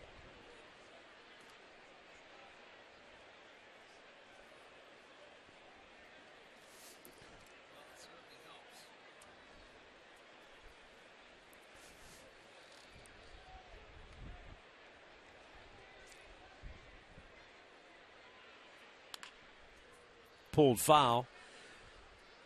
Rick, for those of us who followed baseball a long time, you look at that Cardinals uniform, and that is a classic look. Yeah. The 2 birds perched on the bat. Hard to imagine the Cardinals without seeing that uniform adorned with that logo, and yet there was a time, 1 year, where they didn't have that logo on the jersey. What year was that? 1956. Guess who the general manager was that made that change? Frank Lane. You're kidding. He thought, let's change up the uniform. So he took one of the birds and got Lane. rid of him, traded him, put the other bird on the sleeve and just had script Cardinals across the front. The fans went bananas. Rightfully so. 1 year later, they put the 2 They birds came back back on the jersey as Carpenter is rung up by Bauer, and that's his 7th strikeout of the day. I did not realize that. 1 down here in the 6th inning. Come back and you're going to see a pitch down in the lower part of the zone. I'm sure Carpenter thought it was low. They've had a few complaints or some people talking to the home plate umpire from both sides. That's 7 strikeouts. 5 of them have been called now. We know, of course, Frank Lane's tenure here in Cleveland was not a real popular one. Of course, the trade of Rocky Colavito, the one that always comes to people's mind. But that was Frank Lane. I mean, that was who he was. Anybody that was around him would tell you that it wasn't that he liked to make trades. It's like he couldn't not make a trade. That was just in his DNA. Trader Lane. He traded Red Schoendienst, who was an iconic player And still in is. St. Louis and figure. He tried to trade Stan Musial. I don't know how well known that is. He was going to trade him to Philadelphia for Robin Roberts. If they ever traded him, he might have been assassinated. Well, Gussie Busch stepped in. The owner of the Cardinals says no. Can't allow that one. No way, no how. Wow, if you would trade Stan Musial, you would trade anybody. You would have driven to St. Louis and fought him. Yeah. Yeah, we would have had issues. It would have been on. Excuse me, Mr. Lane, there's a Richard Manning from Niagara Falls here to see you. And he doesn't look happy. Fly ball to center field. Bourne fighting the sun as the outfielders have all day today. 2 away, time for a Mazda game break. Let's send it down to the corner. Here's Al Pulowski. Hey, Matt, Rick in Detroit. They're underway. Twins and Tigers today, and the Tigers out to an early lead. Bottom of the first, they scored 3, thanks in part to this Rajay Davis double. 3-0 Tigers over the Twins. 3rd inning in Detroit. Matt? All right, thanks, Al.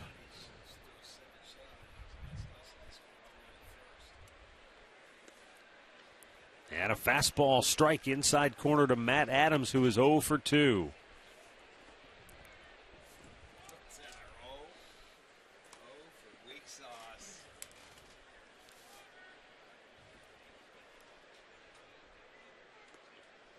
Skipped in there.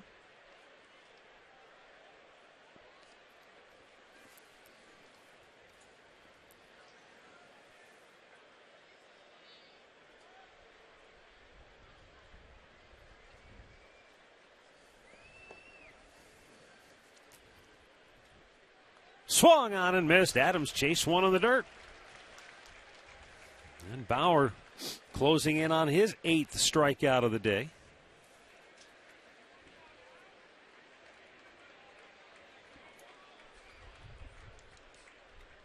Got him. Oh, just pulverized that bat into the ground. The bat went in pieces. The batting helmet, well, it survives to see another day. But Trevor Bauer has fanned 8 Cardinals, and he has set down 7 in a row.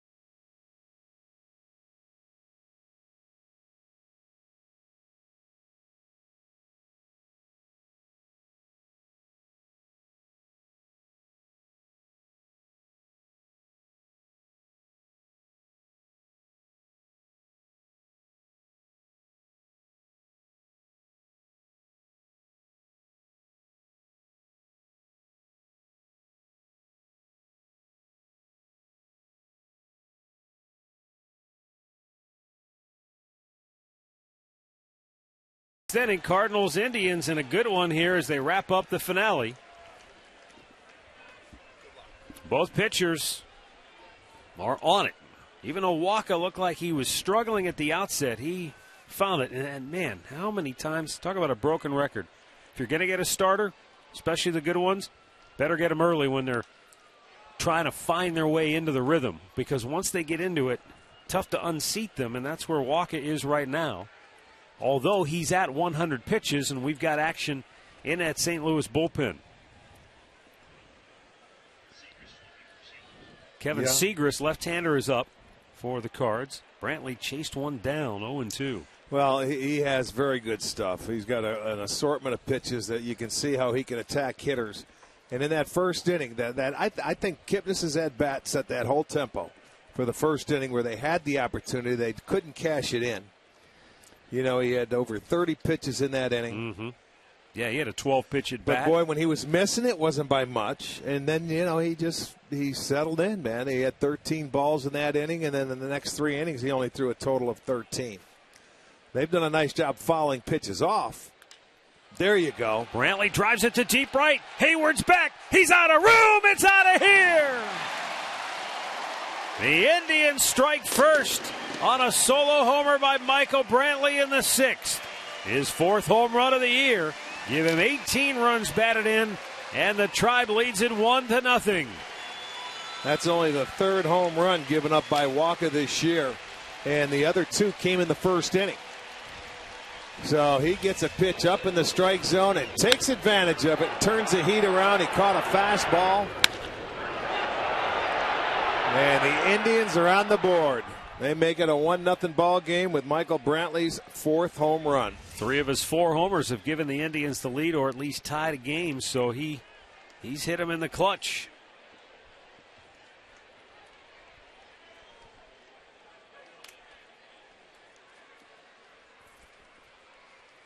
And Brandon Moss going the other way, going to dump it down the left field line.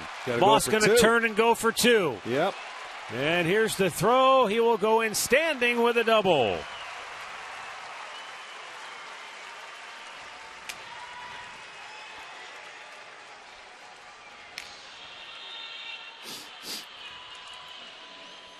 Here comes manager Mike Matheny, and looks like that's going to be it for Michael Wacha.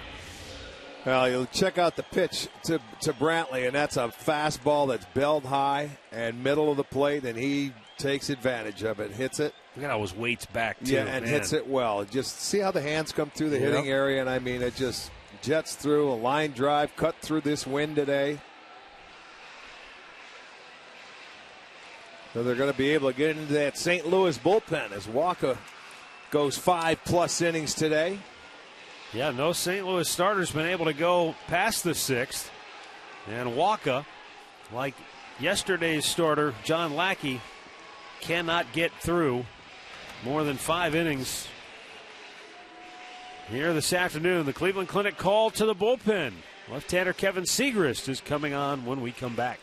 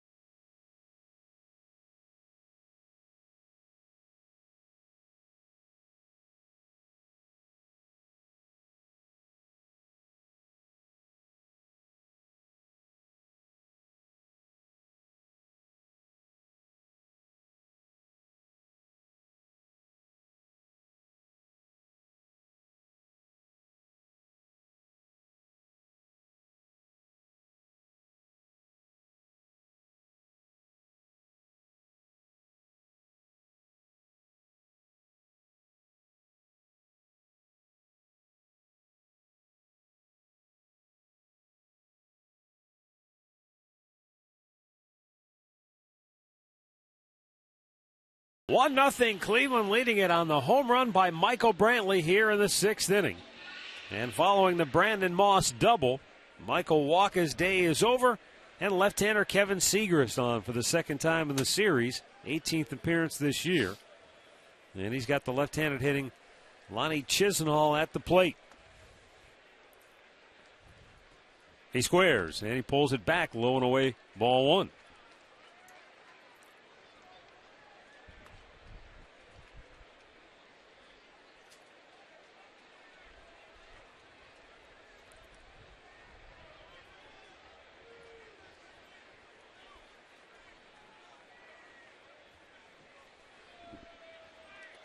And he jabbed at it for a strike, 1-1. Well, I don't know if the sign's on or Chisenhall's doing it on his own, but anyway, you have to find a way to do it. It doesn't matter whether you bunt him or you just got to get that ball to the right side of the infield. Low-scoring game, big run out there right now.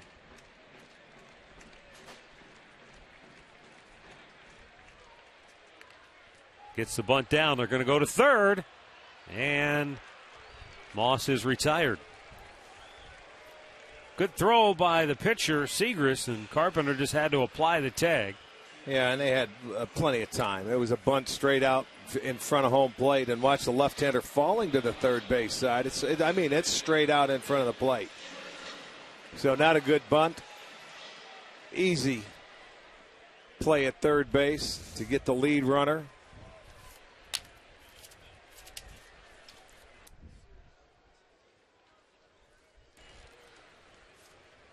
Now here's Nick Swisher, 0 for 2 today.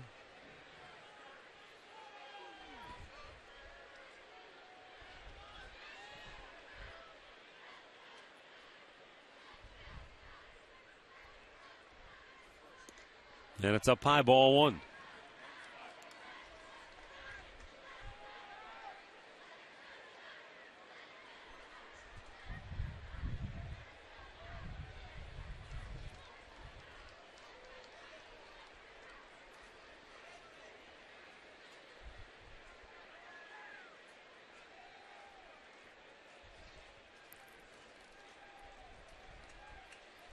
Throw to first, back safely is Lonnie.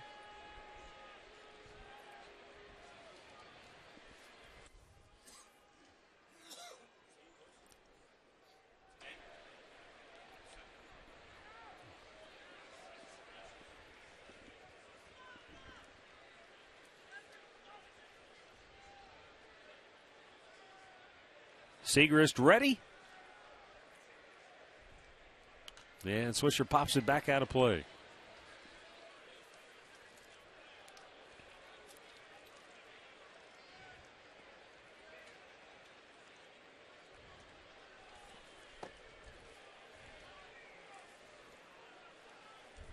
This inning started with a Michael Brantley solo home run.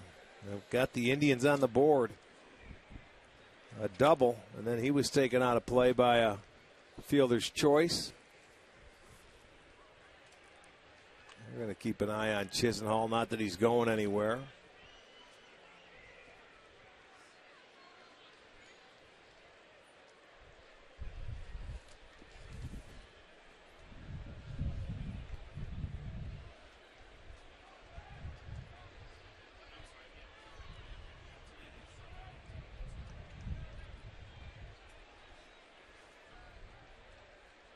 Snap throw, close play, but Lonnie did get back in time.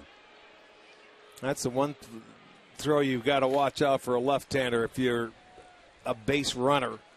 Not necessarily a base stealer, that if you're not trying to get that walk and lead, and he has that step off, quick throw to first base. That's where you can get caught in between steps.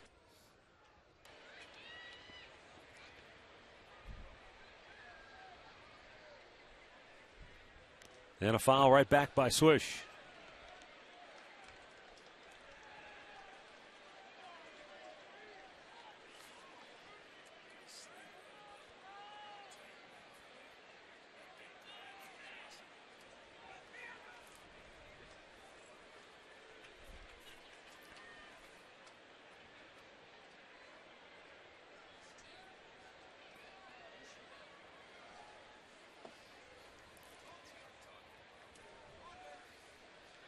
Kevin Segrist taking a long look in.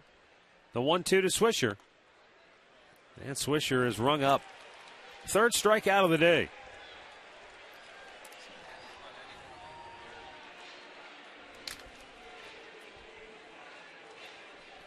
With 2 down, Michael Bourne coming up. Bourne tripled back in the second inning. Let's go down to Andre for more on how Michael Bourne is doing with his offensive game right now. You know, when Michael Bourne was taken out of the number 1 slot in the batting order, he says, look, guys, I feel good. I don't know what the problem is. He told me earlier today he feels even better. And I know the batting average is only at 217, but in May he's hitting 298 with an on-base percentage of 423.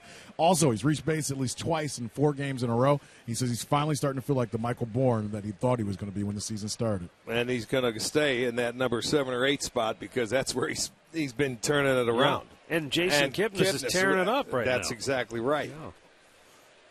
It's worked for both guys. And I think he understands that, too. Sure he does.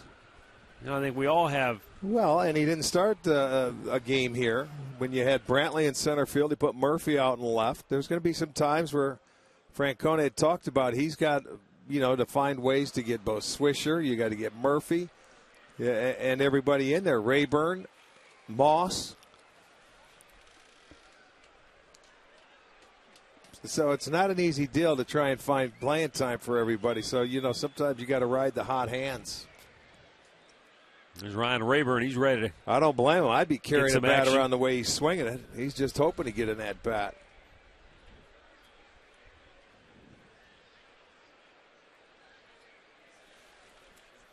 One pitch to Bourne. Base hit through the right side, and he's got 2 hits again. On his way to third goes Chisenhall. Here's the throw, and a nice job to come off the bag and make the pick by Carpenter. Say he waits back on that ball. It might take a crazy kick, and they're still running around the bases. That's a good read. He knows better. He took the tough play out of play. He realized the throw from Hayward. Hey, there's 2 outs. You can go to the corners. You still have the force out at second. Let me come and get the ball. Don't give it a tough hop. He's going back. If he thinks he has a chance, he will. But no. He comes up, and he made that look really easy. Sure did. You know what? I thought he came in and caught it in the air. He didn't. He short-hopped it. That was a really nice play. Now Roberto Perez, who has walked and struck out.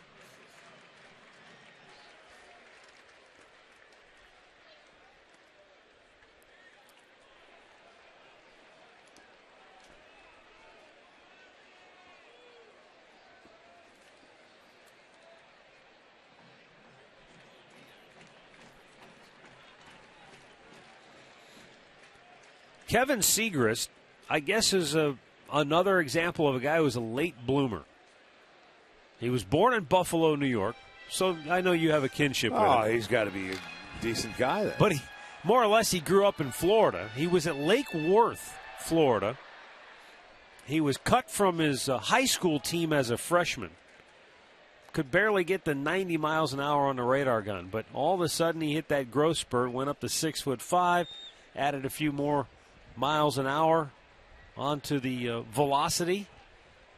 And even though he, as a left-hander, he had some, a gangly frame and some awkward mechanics, they looked at him and said, here's a guy that we can work with. And hey, you take a guy in the 41st round, it's not like you've got an entire sum of money invested that's going to make or break your franchise. I think he's got it looks like a little blister down on his pitching hand, I think they're looking at. Well, when you say a late bloomer and he hit his growth sprout up to 6'5", most kids do it. They go up to 5'10".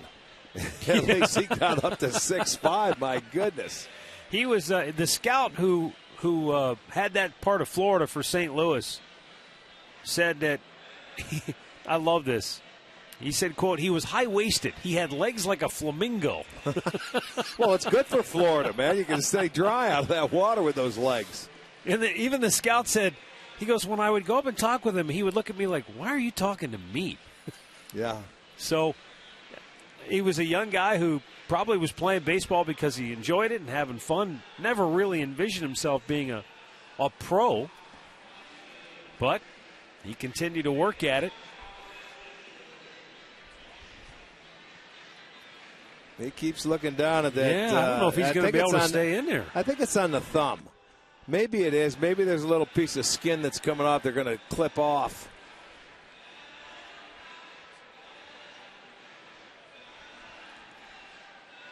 Or you put some substance on there that toughens it up.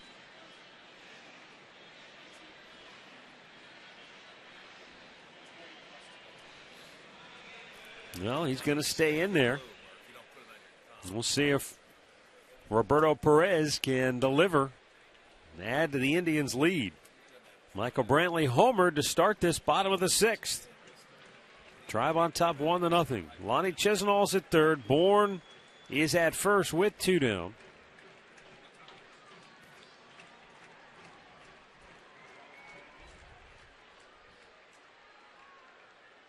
Bourne takes off, swing and a miss. And now they've got Chisenhall on a rundown. Yeah. He's coming home, and he's tagged out to end the inning. Tried to steal a run there.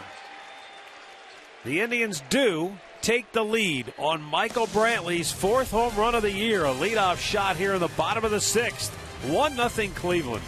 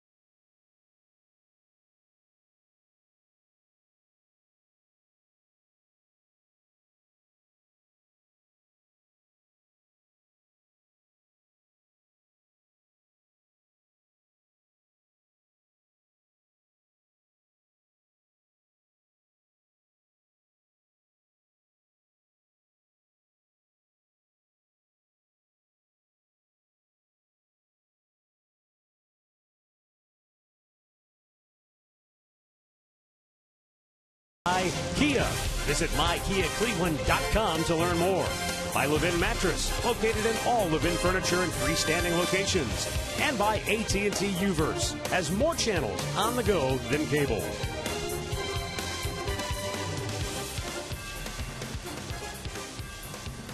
Well, the Indians tried to steal a run there in the bottom half of the sixth. You don't blame them. First and third, Borney's taking off the left-hander, and Chisenhall's going to wait till they throw it through, and he did the right thing. They just didn't throw it through, and that's a lot of times what the catchers will do, give you the fake pump and hope you run. Well, you do. You go ahead, and you're going to try and steal a run right there. They chose not to throw it through. You get caught off guard. That's the chance you take. But in that situation, you take all things considered. Perez was the hitter. Try and steal one right there. I don't blame him.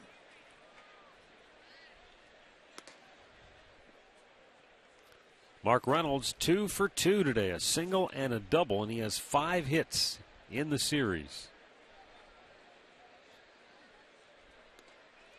And he's got that strawberry already patched up with the black tape. There it is. I didn't have that. Trying to make that diving catch earlier in the ball game down the left field line. Swung on and missed.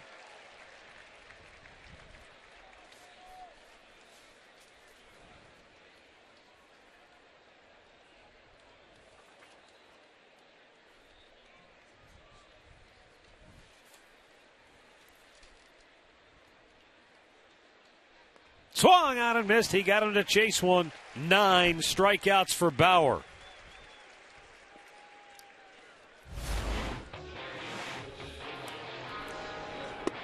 Bauer's halfway to where Corey Kluber finished last night, but he has really pitched well. He's kept the Cardinals off the scoreboard. He's given up just the 3 hits, and he's walked only 2.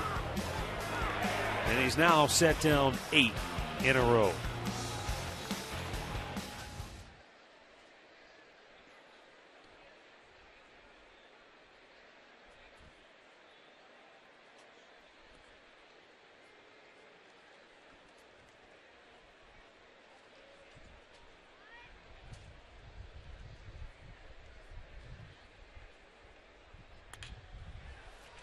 Base hit in the right field. Colton Wong has his first hit in the series after he went 0 for 10 to start. He puts a nice swing on the baseball, though. He doesn't get cheated. He hits with that slightly open stance, has that leg kick, and you get it around his wheelhouse. He can generate a little bat speed and quite a bit of power for a little guy, and gets a base hit there. It's only the 4th hit given up by Bauer, a 1-out single.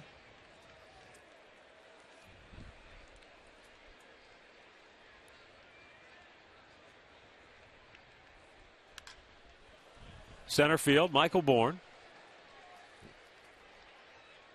makes the catch. 2 down. Well, the district is the best place to grab a cold one, and the district ticket is one of the hottest in town because I got to tell you, we're already sold out for the May 22nd and 23rd. So get your $13 ticket in advance, and remember, the first drink is on us.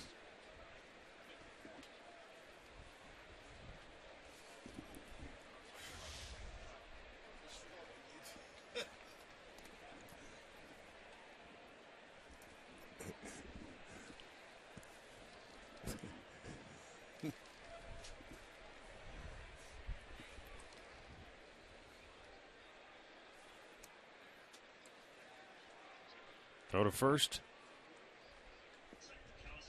Wong able to get back safely. Zach McAllister getting loose in the Tribe bullpen as Bauer closes in on that 100 pitch mark.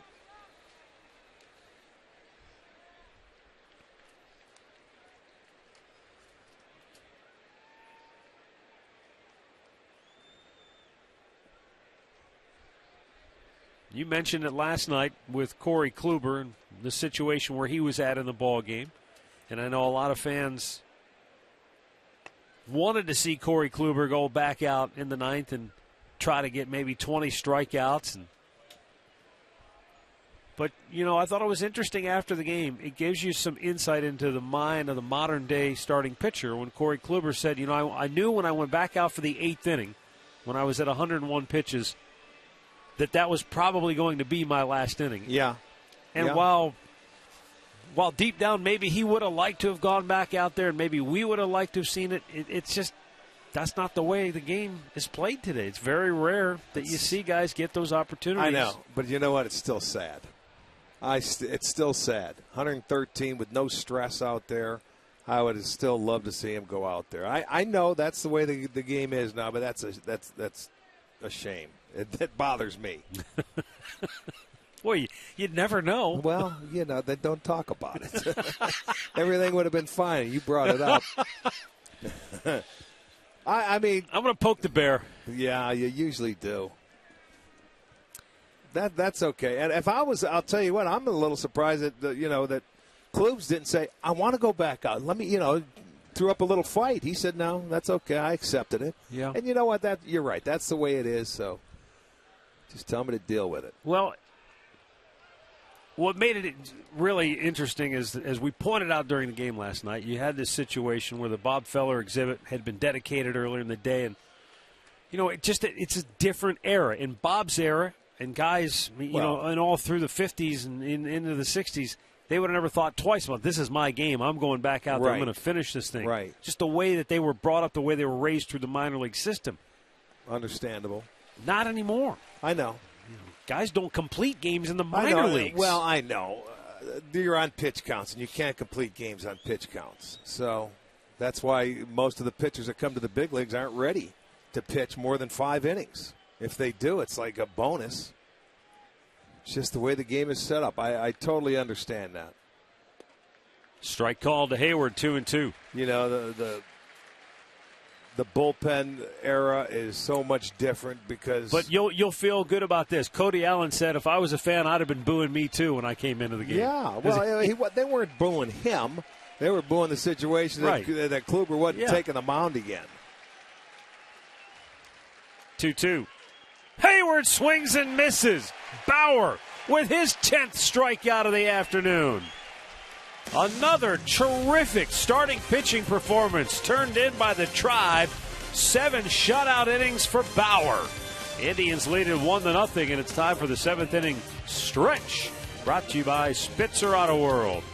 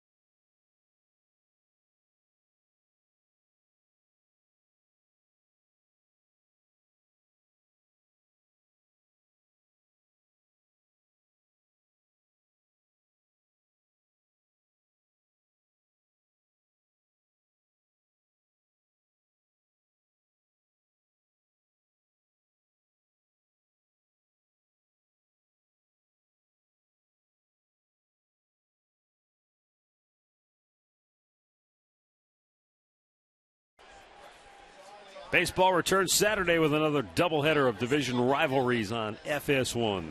Braves take on the Marlins. Pirates square off against the Cubs. Coverage begins at 1 p.m. on your home for baseball every Saturday, Fox Sports 1, and streaming live on Fox Sports Go. Bottom of the 7th, and Roberto Perez will lead off for Cleveland. He has walked and struck out today. He was at the plate when the Indians ran themselves out of the 6th inning. But they have a very slim 1-0 lead with Perez, Ramirez, and Kipnis due up here in the 7th. Might have gone around. Yes, he did, says the first base umpire, Todd Tichenor.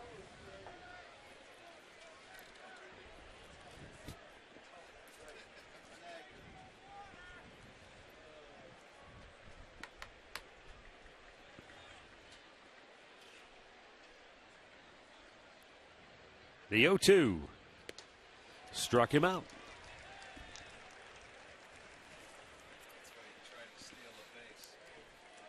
Stay tuned for Indians Live, presented by Conrad's Tire Express and Total Car Care, coming up after the game here on Sports Time Ohio. Al Pulowski, Jensen Lewis will have the highlights.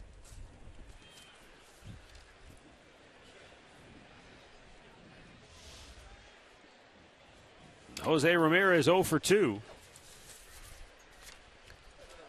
They might be down there right now trying to push that set out into the sunlight. Yeah. They say it gets a tad windy down there.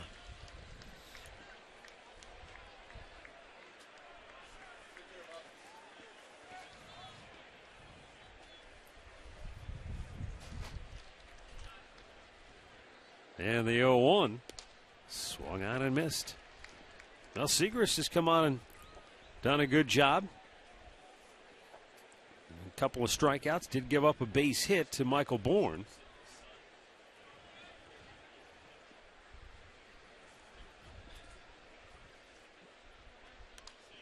Whatever the issue was that the trainer came out to take a look at with his pitching hand. Didn't harm him, did it? Doesn't seem to be bothering him.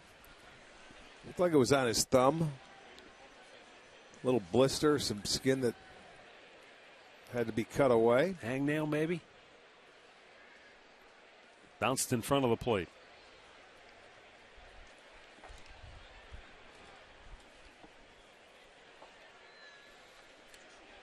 "56 degrees at game time." They said it was going to head up over 60 before the day is out.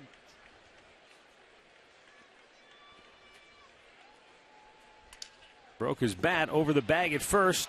Adams went a long way to get it. The quick flip, and they got him at first. It's a nice play.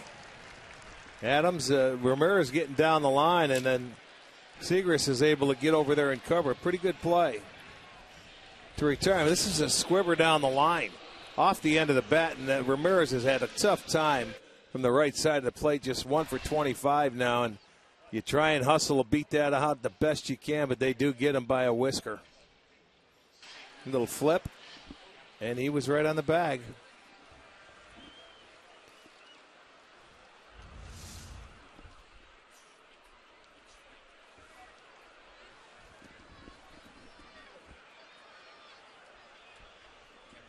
Jason Kipnis, 2 for 3 today, a single, a double. 6 hits in the 3-game series. And there haven't been a lot of hits in the last couple of days because the pitching's been very good.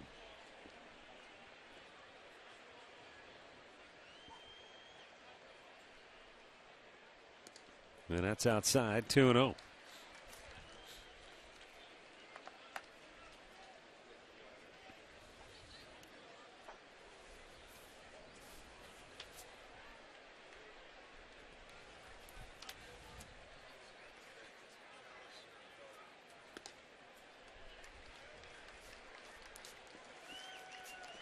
Jason sitting 3-0 with Carlos Santana due up next. Cardinal pen is busy.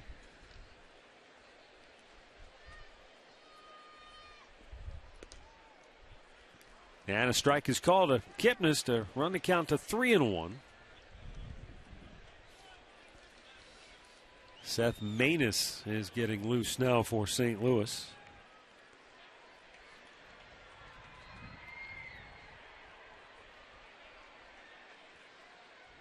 The 3-1. perfect pitch. I mean, boy, he comes back, didn't man. he? Made a couple of good pitches right there. If the ball's an inch farther out, it's a ball, but it was right there on the corner. And now the payoff pitch, they're going back out there again. Kipnis fouled that one right back into the chest protector. You know, as a hitter, though, that's the luxury of having the count in your favor at 3-1. You don't have to swing at those perfect pitches. He comes back, he gets a little more of the plate here. Kipnis had a pretty decent pitch to hit, and he fouled it into the. Again, Molina's taking a beating back there today. Yeah. Payoff pitch again, and that one's hit out of play to the left.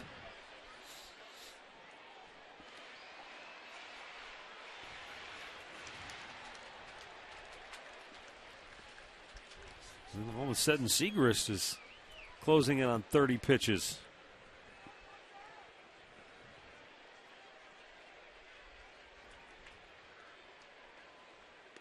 Outside, ball 4. Man, Kipnis is laser locked right now. 2-out base runner for Carlos Santana.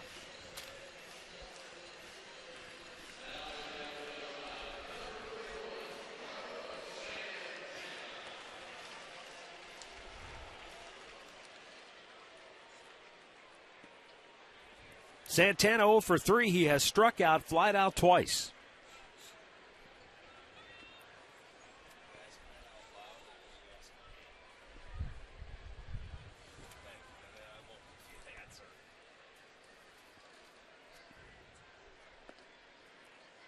And that's low ball 1.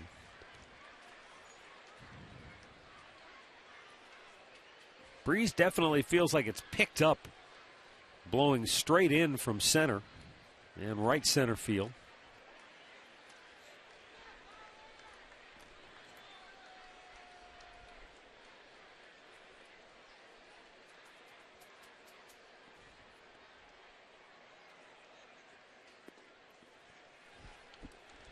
Looks like from the right side of the plate, anything hit down the line is going to get pushed foul hard by the breeze because it's moving that direction. Well, the outfield for the Cardinals pretty deep. Mm-hmm. I mean, for the situation of this wind, but they're trying to cut that run off in case, cut it off before it hits a gap. But he's not throwing strikes here. Now Santana has a 3-0 count. Same thing that Kipnis had before he walked with 2 outs.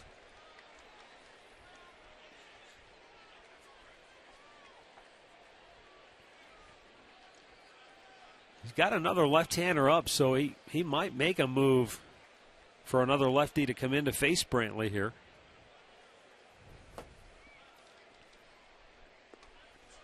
Santana taking, and it's a called strike. In fact, we saw Mike Matheny do that earlier in the series. In the first game, he went from Randy Choate to Kevin Segrist. This time he may do it in reverse. As Choate is up in the pen. The 3-1. And Santana doesn't like the call, but it's now full at 3-2.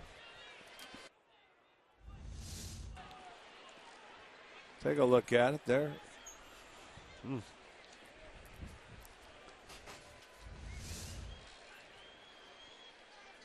Well, Kipnis makes sure he throws the ball to the plate. He'll be off. 3-2 pitch.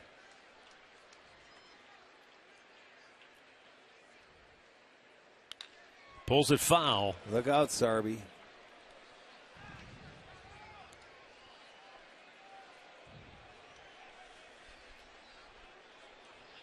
Mike Sarbaugh, Indians third base coach. He knows with Santana up there from the right side, you got to be on your toes.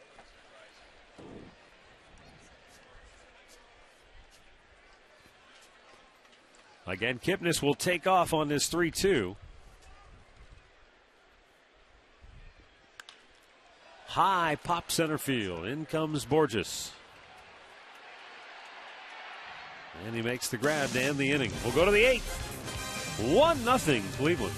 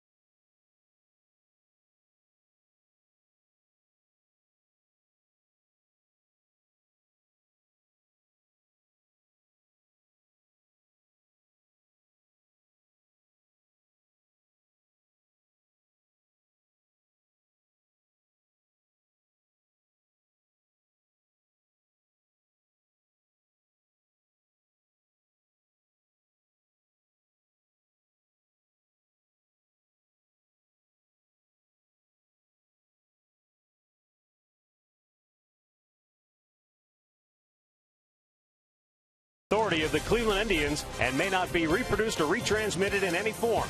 And the accounts and descriptions of this game may not be disseminated without the express written consent of the Cleveland Indians. Let's go down to Andre as the Indians lead at 1-0 going to the 8th inning. Tribe pitching has really been impressive against this hot St. Louis club when they came into this series. Absolutely. We've talked about the great history of the St. Louis Cardinals. Since 1914, this is the most strikeouts for a Cardinals team in a 3-game series. Still got 6 outs to go, guys. 39 strikeouts in 3 games so far. The most they had struck out before that was 36 times. They did it once last year, and it's happened 3 times in the history of the Cardinals since 1914. Wow. That's really interesting. It's impressive. Yeah. Impressive what Indians pitching has done. Well, 18 of those Ks belong to Corey Kluber in his incredible 8-inning performance last night. You know, Bauer's been outstanding today as well. Come right back with 10 of his own. Just over 100 pitches on the day and back out here in the 8th. Very similar spot, Bauer, to where Kluber was last night in terms of the pitch count.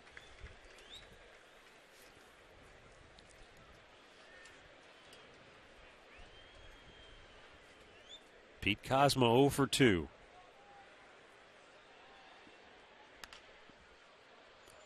Right field near the line. Moss coming over into foul territory. Can't get to it.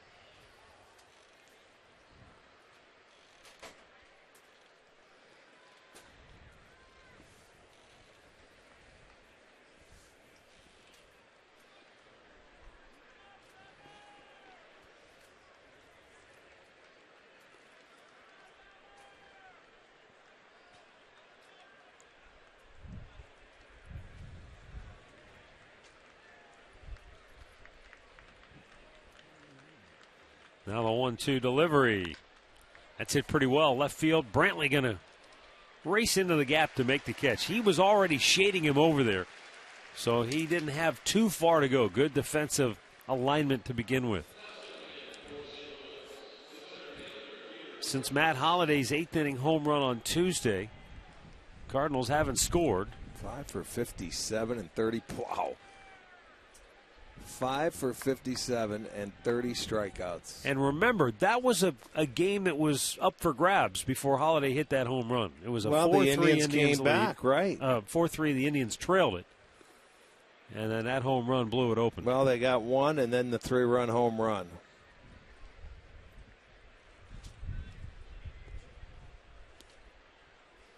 But it's been shut down ever since, hasn't it? Big time. Well, the Indians have only scored 3 runs since that point, so the pitching has been at a premium here in this series.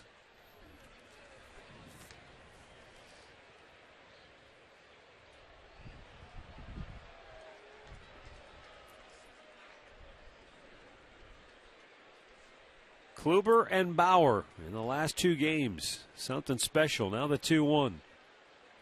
Upstairs with it.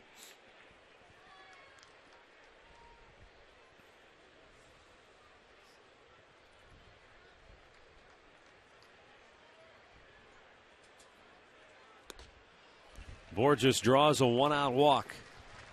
And Terry Francona has already made up his mind. He was going to give Bauer the opportunity to get through this 8th inning, but 1 base runner was all he was going to allow him.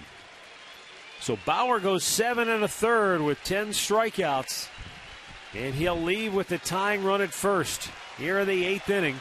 And this crowd on a Thursday afternoon, bathed in sunshine, gives Bauer a nice standing ovation.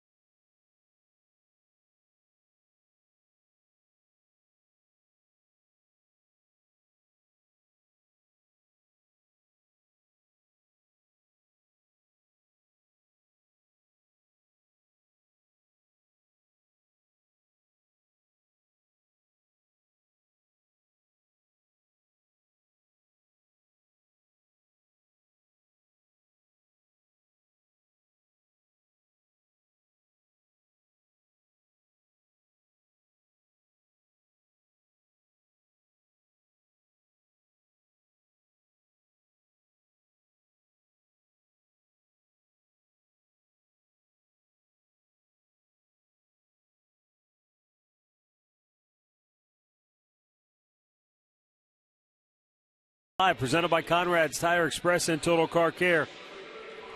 Coming up next here on Sports Time Ohio with Alan Jensen right after the ball game. Mark Zepchinski on now for the Indians with the tying run at first and one out in the 8th inning. Zepchinski making his 17th appearance, a win, no losses, ERA 4.15. He's walked 4, struck out 11, his 8 2/3 innings. I'm sure this is his one hitter that he's on to get out here with Holiday on deck, and you got McAllister behind him in the bullpen. Tying run is on first base. Borges can run. He's stolen 4, been caught 3 times, but the left-hander may have something to do with it.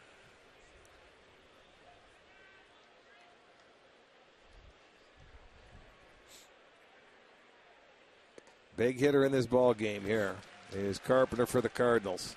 He's gone down 3 times today. Twice called.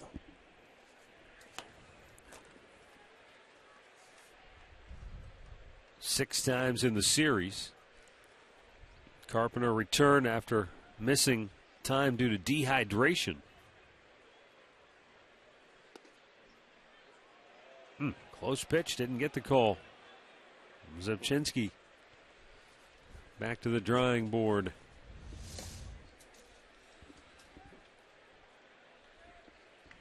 Maybe a bit low. That's close.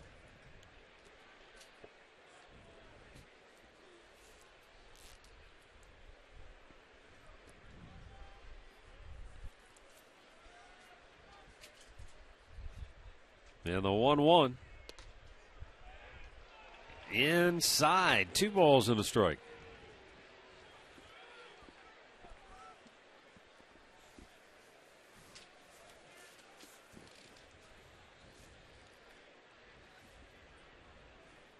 One run on 6 hits. No errors, 7 left for Cleveland. No runs, 4 hits, no errors, 5 stranded for St. Louis. Now the 2-1 to Carpenter. High fly ball, deep center field. Back is Bourne on the track at the wall. He leaps up and he can't make the play. It's gone for a home run. Boy, he got close to it. But how do you like that? Matt Carpenter into the wind. Drives it out of here for a 2-run homer. And just like that, St. Louis takes the lead. Well, he fell behind him. And let's see the pitch. It's a fastball inside. He's been in there almost every pitch in the at-bat. Carpenter ready for it. Bourne timed his jump. Just wasn't tall enough. He needed about another 6 inches. Boy, he had a beat on it. He got leather on it. You'll see it just tip off the end of his glove. Holy smokes. And Zepchinski gives up the 2-run homer, and St. Louis has the lead. We've got a timeout for another pitching change.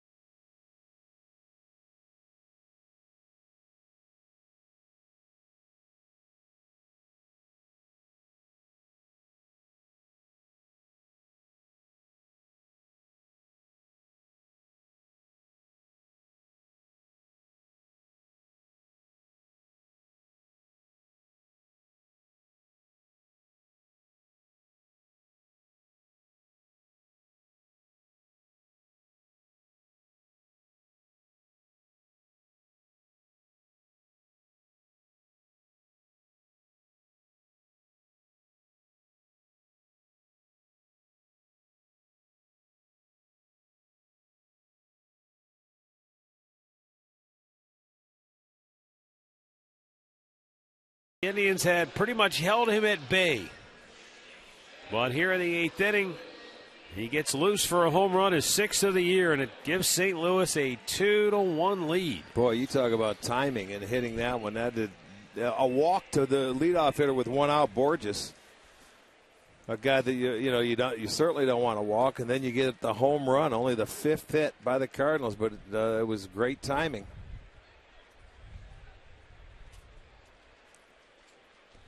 So McAllister on to face Holiday.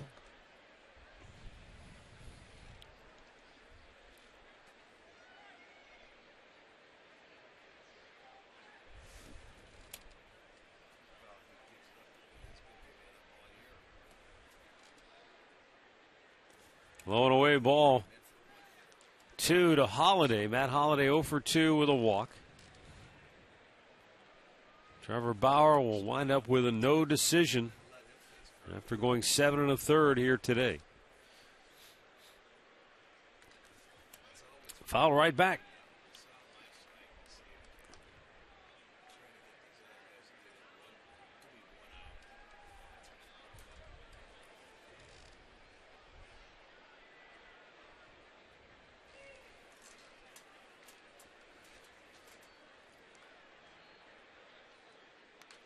Fouled back.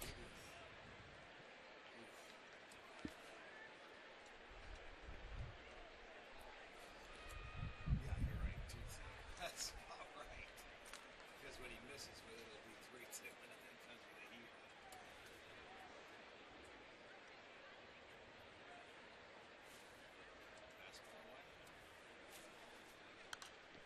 Fouled back.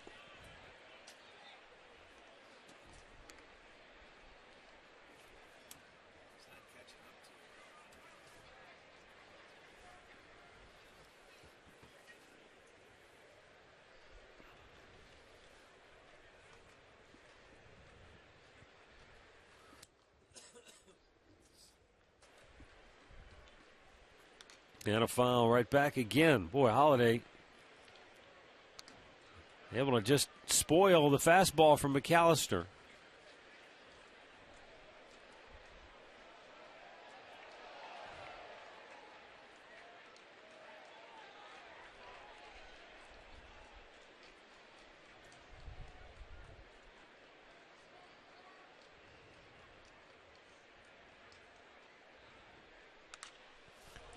Yanked left field, deep down the left field line, into the corner. Brantley, does he make the catch? I don't see the umpire give a sign. No signal yet, still waiting, He's still out. waiting. Here's the call, he's out. Brantley went all the way to the left field corner. He was completely out of room, and he's able to make the catch. I lost him. I didn't even see him. I know he went to foul territory. All right, he was standing up. Hits the wall, falls down, but holds on to the ball. So a good catch. And out number 2. You know, that may look really innocent, but when you consider that, he's been dealing with a back issue, anytime you suddenly jar yourself like that, and that can send a shockwave into your back, but hopefully Brantley is no worse for the wear.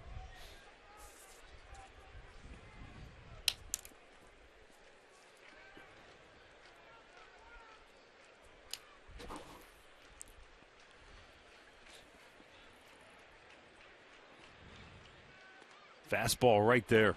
Good pitch. Just over the inside part of the plate.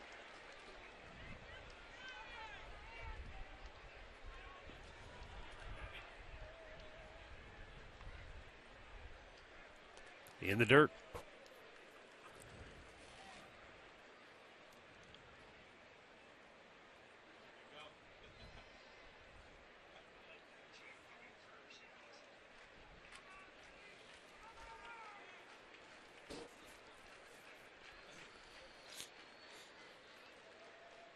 McAllister's 1-2 pitch. Up and away with a fastball.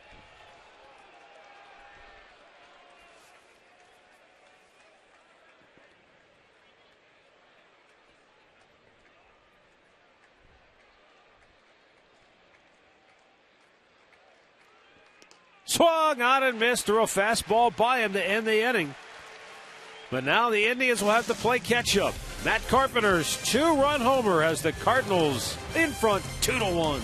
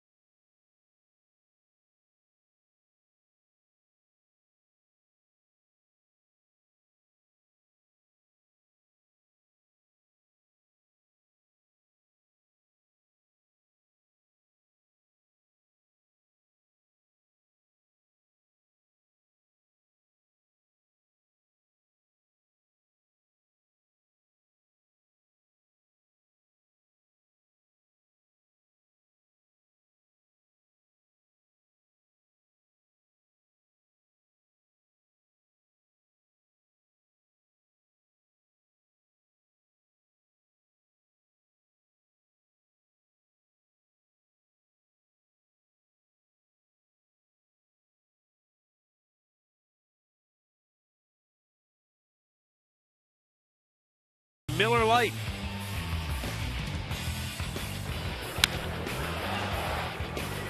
Michael Brantley with his 4th home run of the year gave the Tribe a 1-0 lead back in the 6th. It's their only run of the game.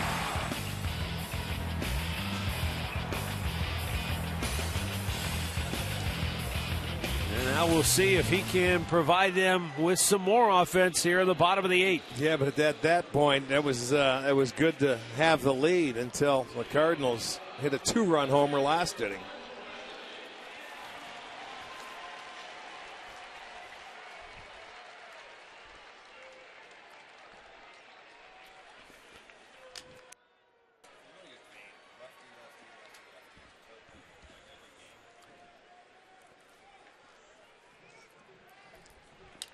Well, Randy choked.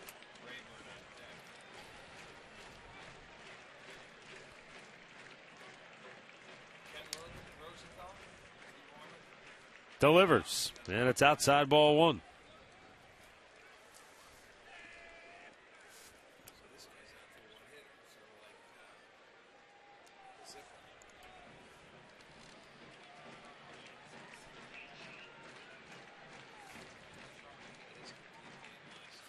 And a breaking ball just missed. Looked pretty good.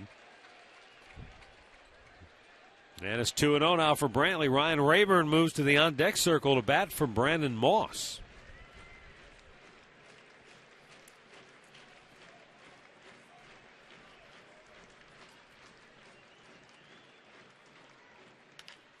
Big chopper to second base. And Colton Wong will throw him out 1 down. Yeah, here comes Rayburn, and let's see if here comes Matheny. He'll make his pitching change here as he signals for the right-hander. Timeout. Cardinals lead it 2-1 in the 8th. Ryan Rayburn will be the batter, and right-hander Seth Maness will be coming in.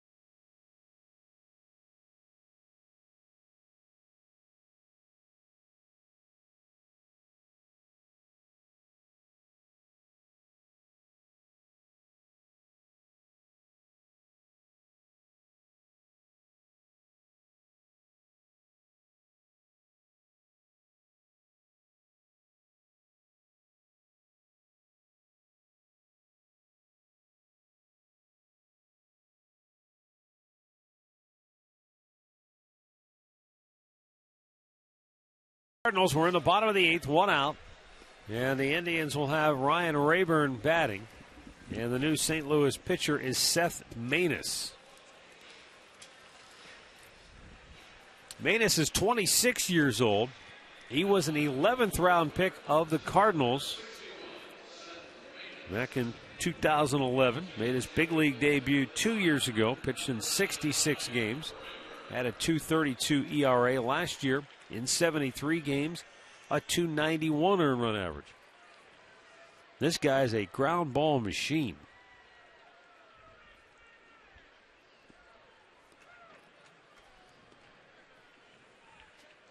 He induced 16 double plays with the Cardinals 2 years ago. That was first among National League relievers. He's like Jim Johnson of Baltimore used to be.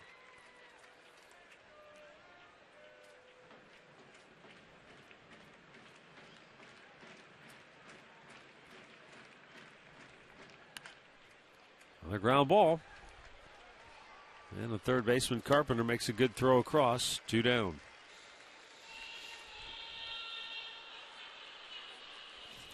And that'll bring up Lonnie Chisenhall. Tell you what you have to love about Maness if you're a manager. His career strikeout to walk ratio is 9.5 to 1. Beautiful. Coming out of that bullpen, throwing strikes.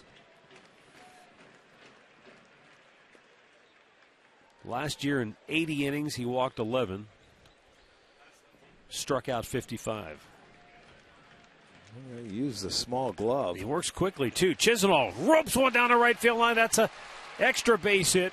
He's headed for second base, and he'll go in standing with a 2-out double. His first hit of the series.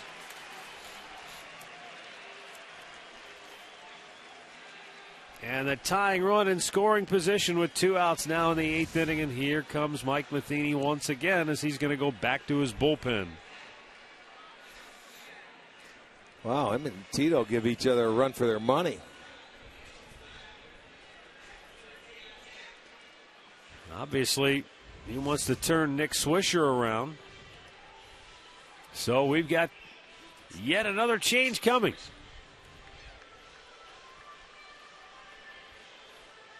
Wait a minute. No, it's Rosenthal, their closer, coming.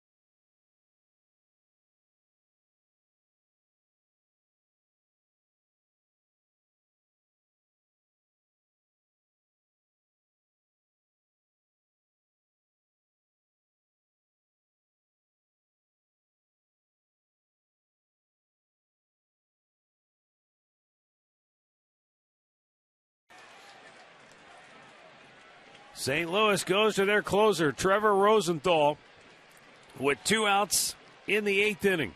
Tying run at second base. Nick Swisher, the batter, 0 for 3. He has struck out all 3 times here today.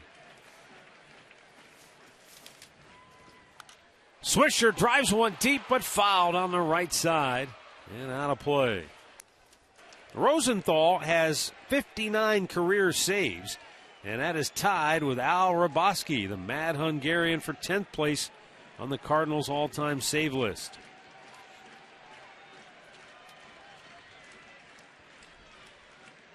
And the Missouri native deals inside corner, a strike called.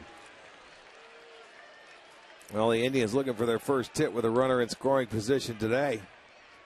They're 5 for 32 in a series. You go see a changeup after he was cheating on that fastball. And he's down on the count 0-2.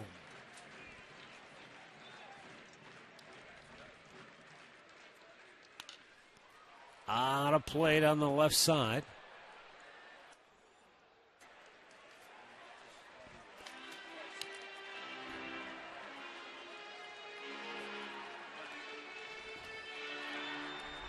This guy, Rosenthal, was not scored upon in his first 17 career postseason appearances. How about Swisher today? He's seen 14 pitches, 14 strikes. Yeah, I mean, they've pounded him and made some perfect pitches and borderline pitches. 0-2. Finally, a ball is called.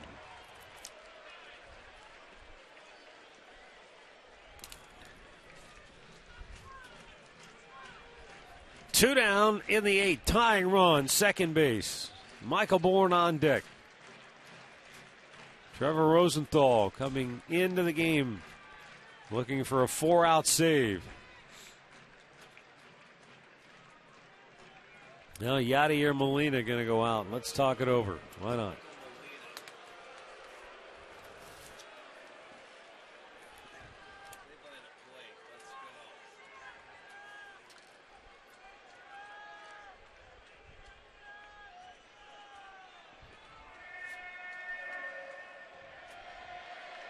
Molina doing all of the talking.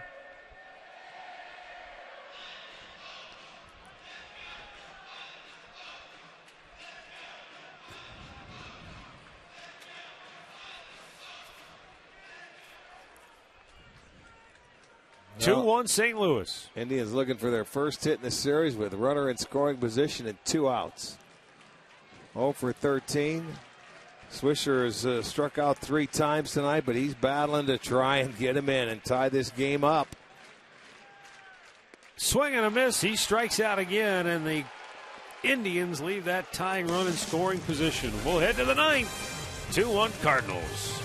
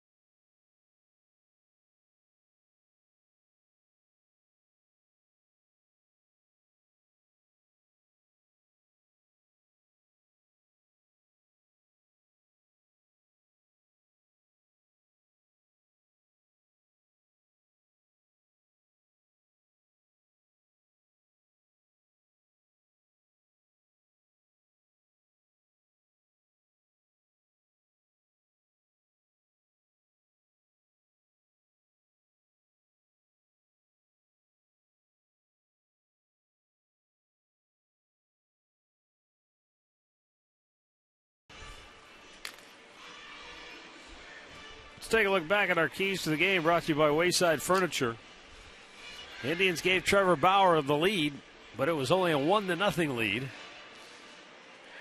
And no clutch hitting,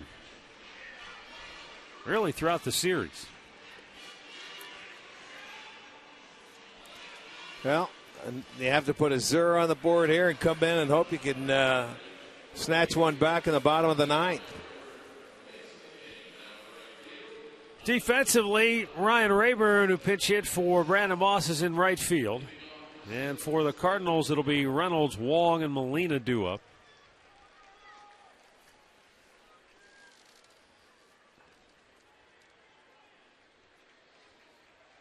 And we'll just have to wait and see if they can keep it a one-run game. Indians haven't played many. I think 2 one-run games is all they've been in. They had a chance in the opener. It was a 4-3 game before. And then, they got lost away it from late in the ball game. First ball swinging. Reynolds socks one to right. And Rayburn makes a catch on the warning track. 1 down.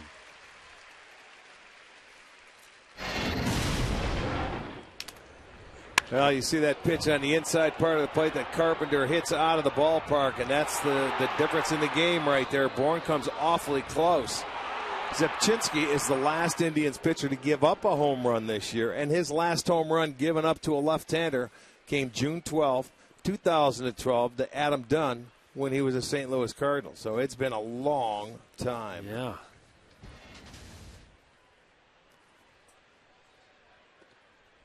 And a strike called to Colton Wong. His first hit in the series came in his last at bat.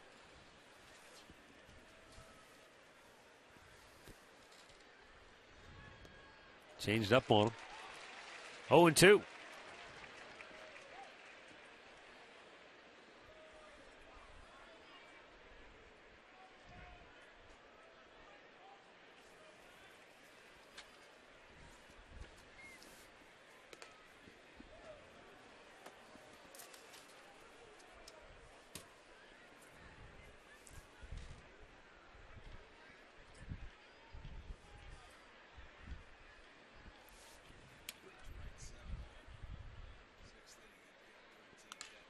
Smash between first and second, and Colton Wong has a 1-out single.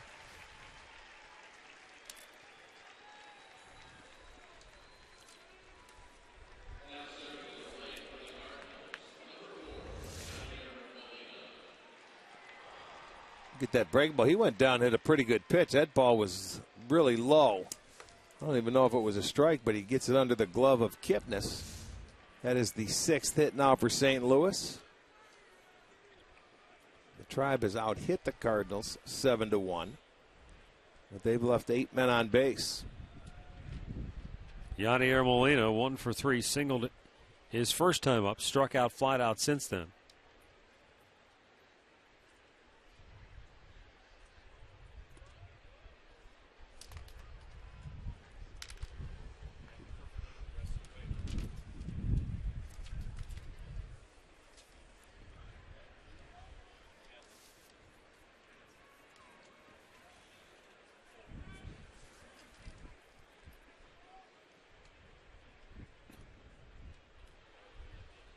Molina with 7 hits and 22 at-bats on this road trip. Cardinals will head home after this game and host the Detroit Tigers.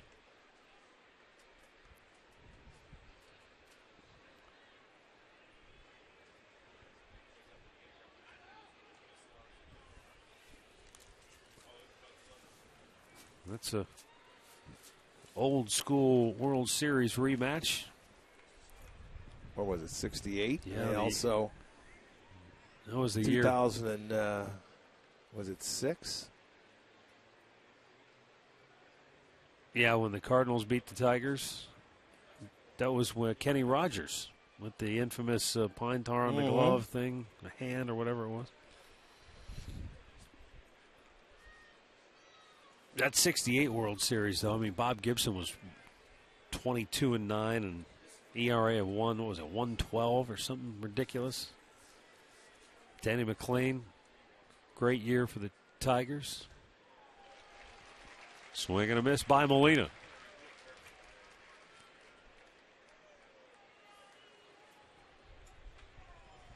Right now, Detroit beating Minnesota 7-1 in the 6th inning at Comerica Park. Royals over the Rangers 1-0. They're in the fourth in Texas.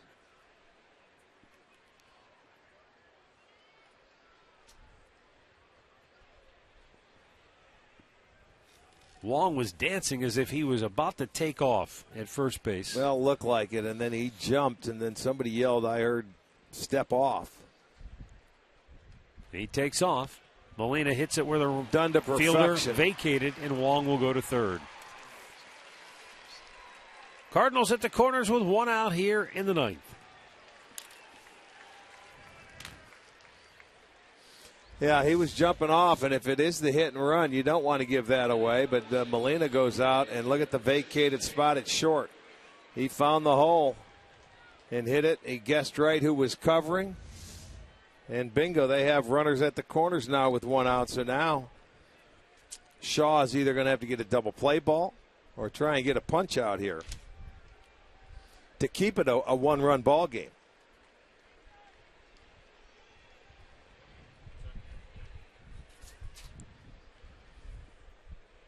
Jason Hayward 0 for 3. Infield in.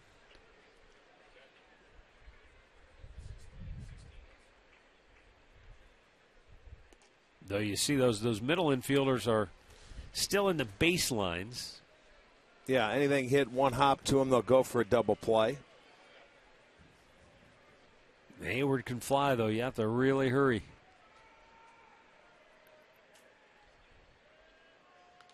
Fouled back. 1-1 to count.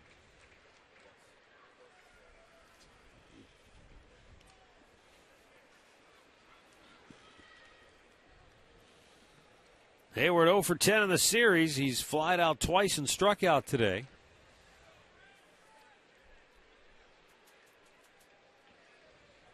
Wong runs well at third.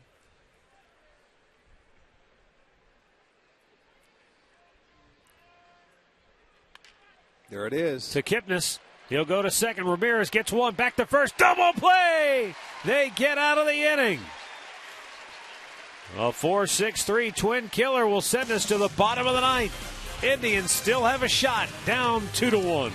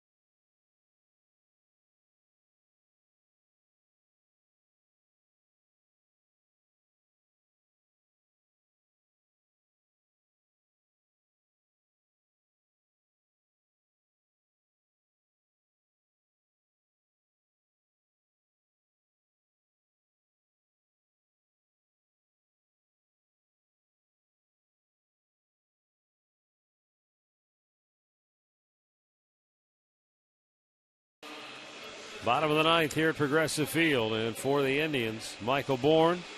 David Murphy will pinch hit for Roberto Perez. Jose Ramirez due up third. Trevor Rosenthal got the final out of the eighth inning. And now he'll try to get the final three to end it. The Indians trying to come from behind.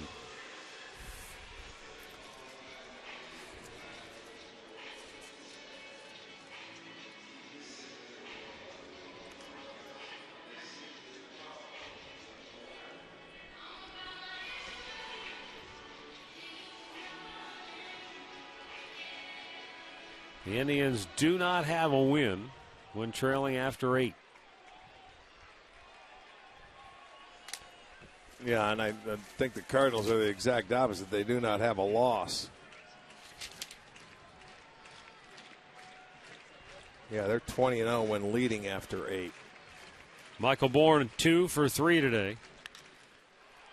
Punches one to left field. Reynolds on the move, and he makes the catch over the shoulder and hangs on for out number 1. He put a little drama into it, but he makes the catch. Boy, if he doesn't come up with that one, that changes the momentum of this inning in a hurry. Yeah, that ball's coming back to him, though. You see where he can stop. It almost looked like a wide receiver out there catching it with 2 hands, looking it in.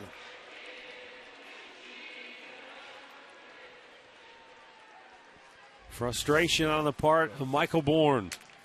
Now here's David Murphy. And he takes a strike. Murphy on the year, 2 for 8 as a pinch hitter, a couple home runs and 3 RBIs.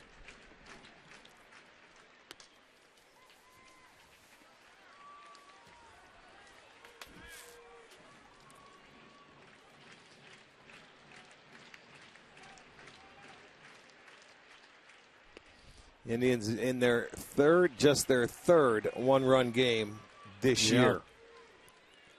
In game number 31. Or 30, wait. What is it? 33. 33. 2 balls, 2 strikes. Murphy finds the hole between first and second, and the tying run is aboard here in the bottom of the 9th. He's done a heck of a job coming up and getting one at-bat and an opportunity and not missing. So his third pinch hit of the year, he goes down. Look at that pitch, picking it up off the ground. Finding the hole. They're on the line, no doubles. So he gets it in the hole, and there is the tying run on first base. Going to get a pinch hitter, Zach Walters, coming to the plate. He will hit for Jose Ramirez.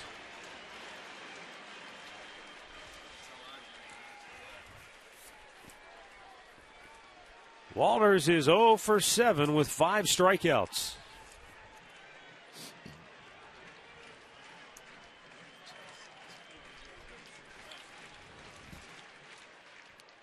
Upstairs, ball 1.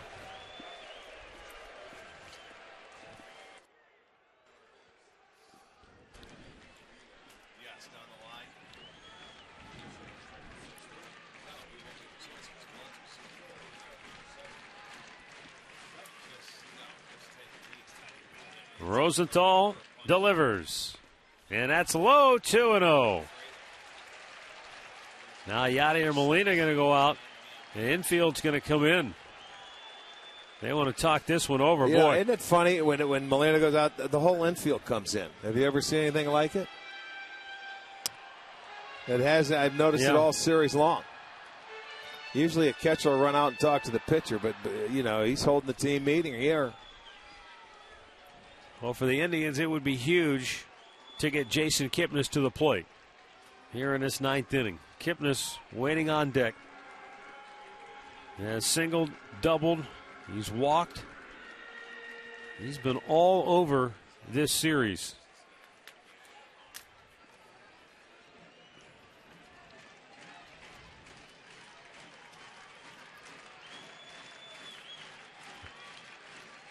Walters can sit back and wait here. 2-0 pitch. Up high, 3-0.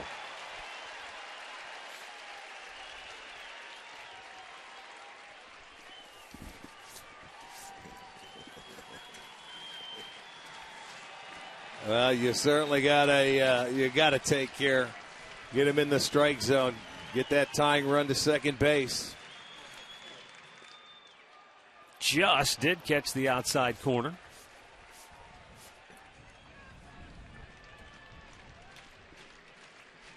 Murphy held at first by Adams. 1 out, bottom of the 9th. Indians down 2-1.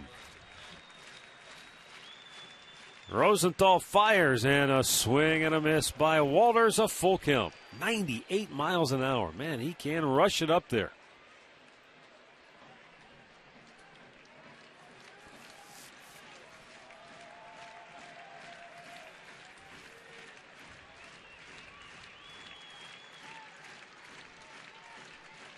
And now the payoff pitch strikes him out.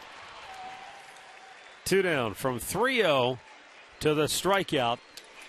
And now the Cardinals are 1 out away from winning the series. Let's go back to 2012. Jason Kipnis off Jason Mott in St. Louis. Say so long in the 9th inning. A 3-run hammer shot. Let's see if Kipnis can come up with another clutch knock here. I tell you one thing. Mike Pochta telling me Kipnis has now been on base 3 times in 5 straight games. He's reached 17 times in his last 24 plate appearances. That's how locked in he is right now. Whether it's getting hit by a pitch, whether it's drawing a walk, getting a base hit.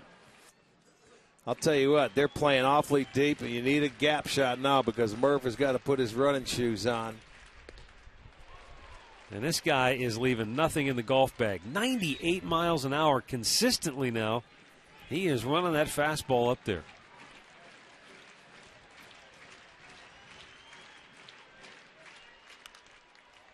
Popped up foul.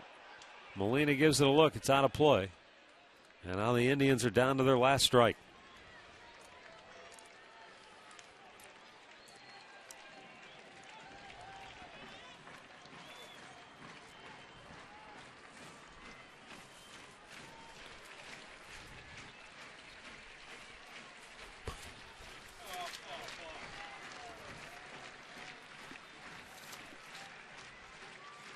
Now Rosenthal ready with a 1-2. Up high.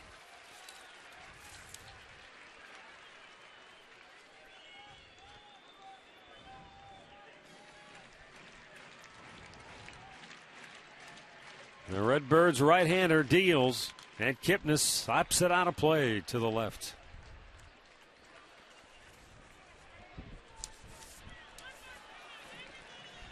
Again, just trying to stay alive, and he's falling off pitches that are like 98, 99 miles an hour. Not easy pitches to stay alive on. Well, he took something off and strikes him out to end the ball game. And the Cardinals, for the first time ever, win a series against the Cleveland Indians as they hold on to take the finale by a final score of 2-1. Entertaining ball game, to say the least. But unfortunately for the Indians, more of the same, as they just can't get any offensive flow going today. And our Pat O'Brien play of the game is the game changer. The Indians led it 1-0, but no margin for error. And Matt Carpenter with a 2-run home run off Mark Zipchinski, providing the margin of victory. That came in the 8th inning. Yeah, the first home run Zipchinski has given up since 2012 to a left-hander, and that was all they needed. That was the series, well pitched all the way around. The Indians couldn't score. 2-1 ball game. Good ball game, but the Cardinals will end up taking the series. So the final score is St. Louis 2 and Cleveland 1 as the Cardinals leave town 24-10. The Indians will leave town at 12-21 as they head to Texas for a 3-game series over the weekend against the Rangers. So that's going to wrap things up for Rick Manning and for Andre Knott. I'm Matt Underwood. Thanks for watching. Stay tuned for Indians Live, presented by Conrad's, coming up next.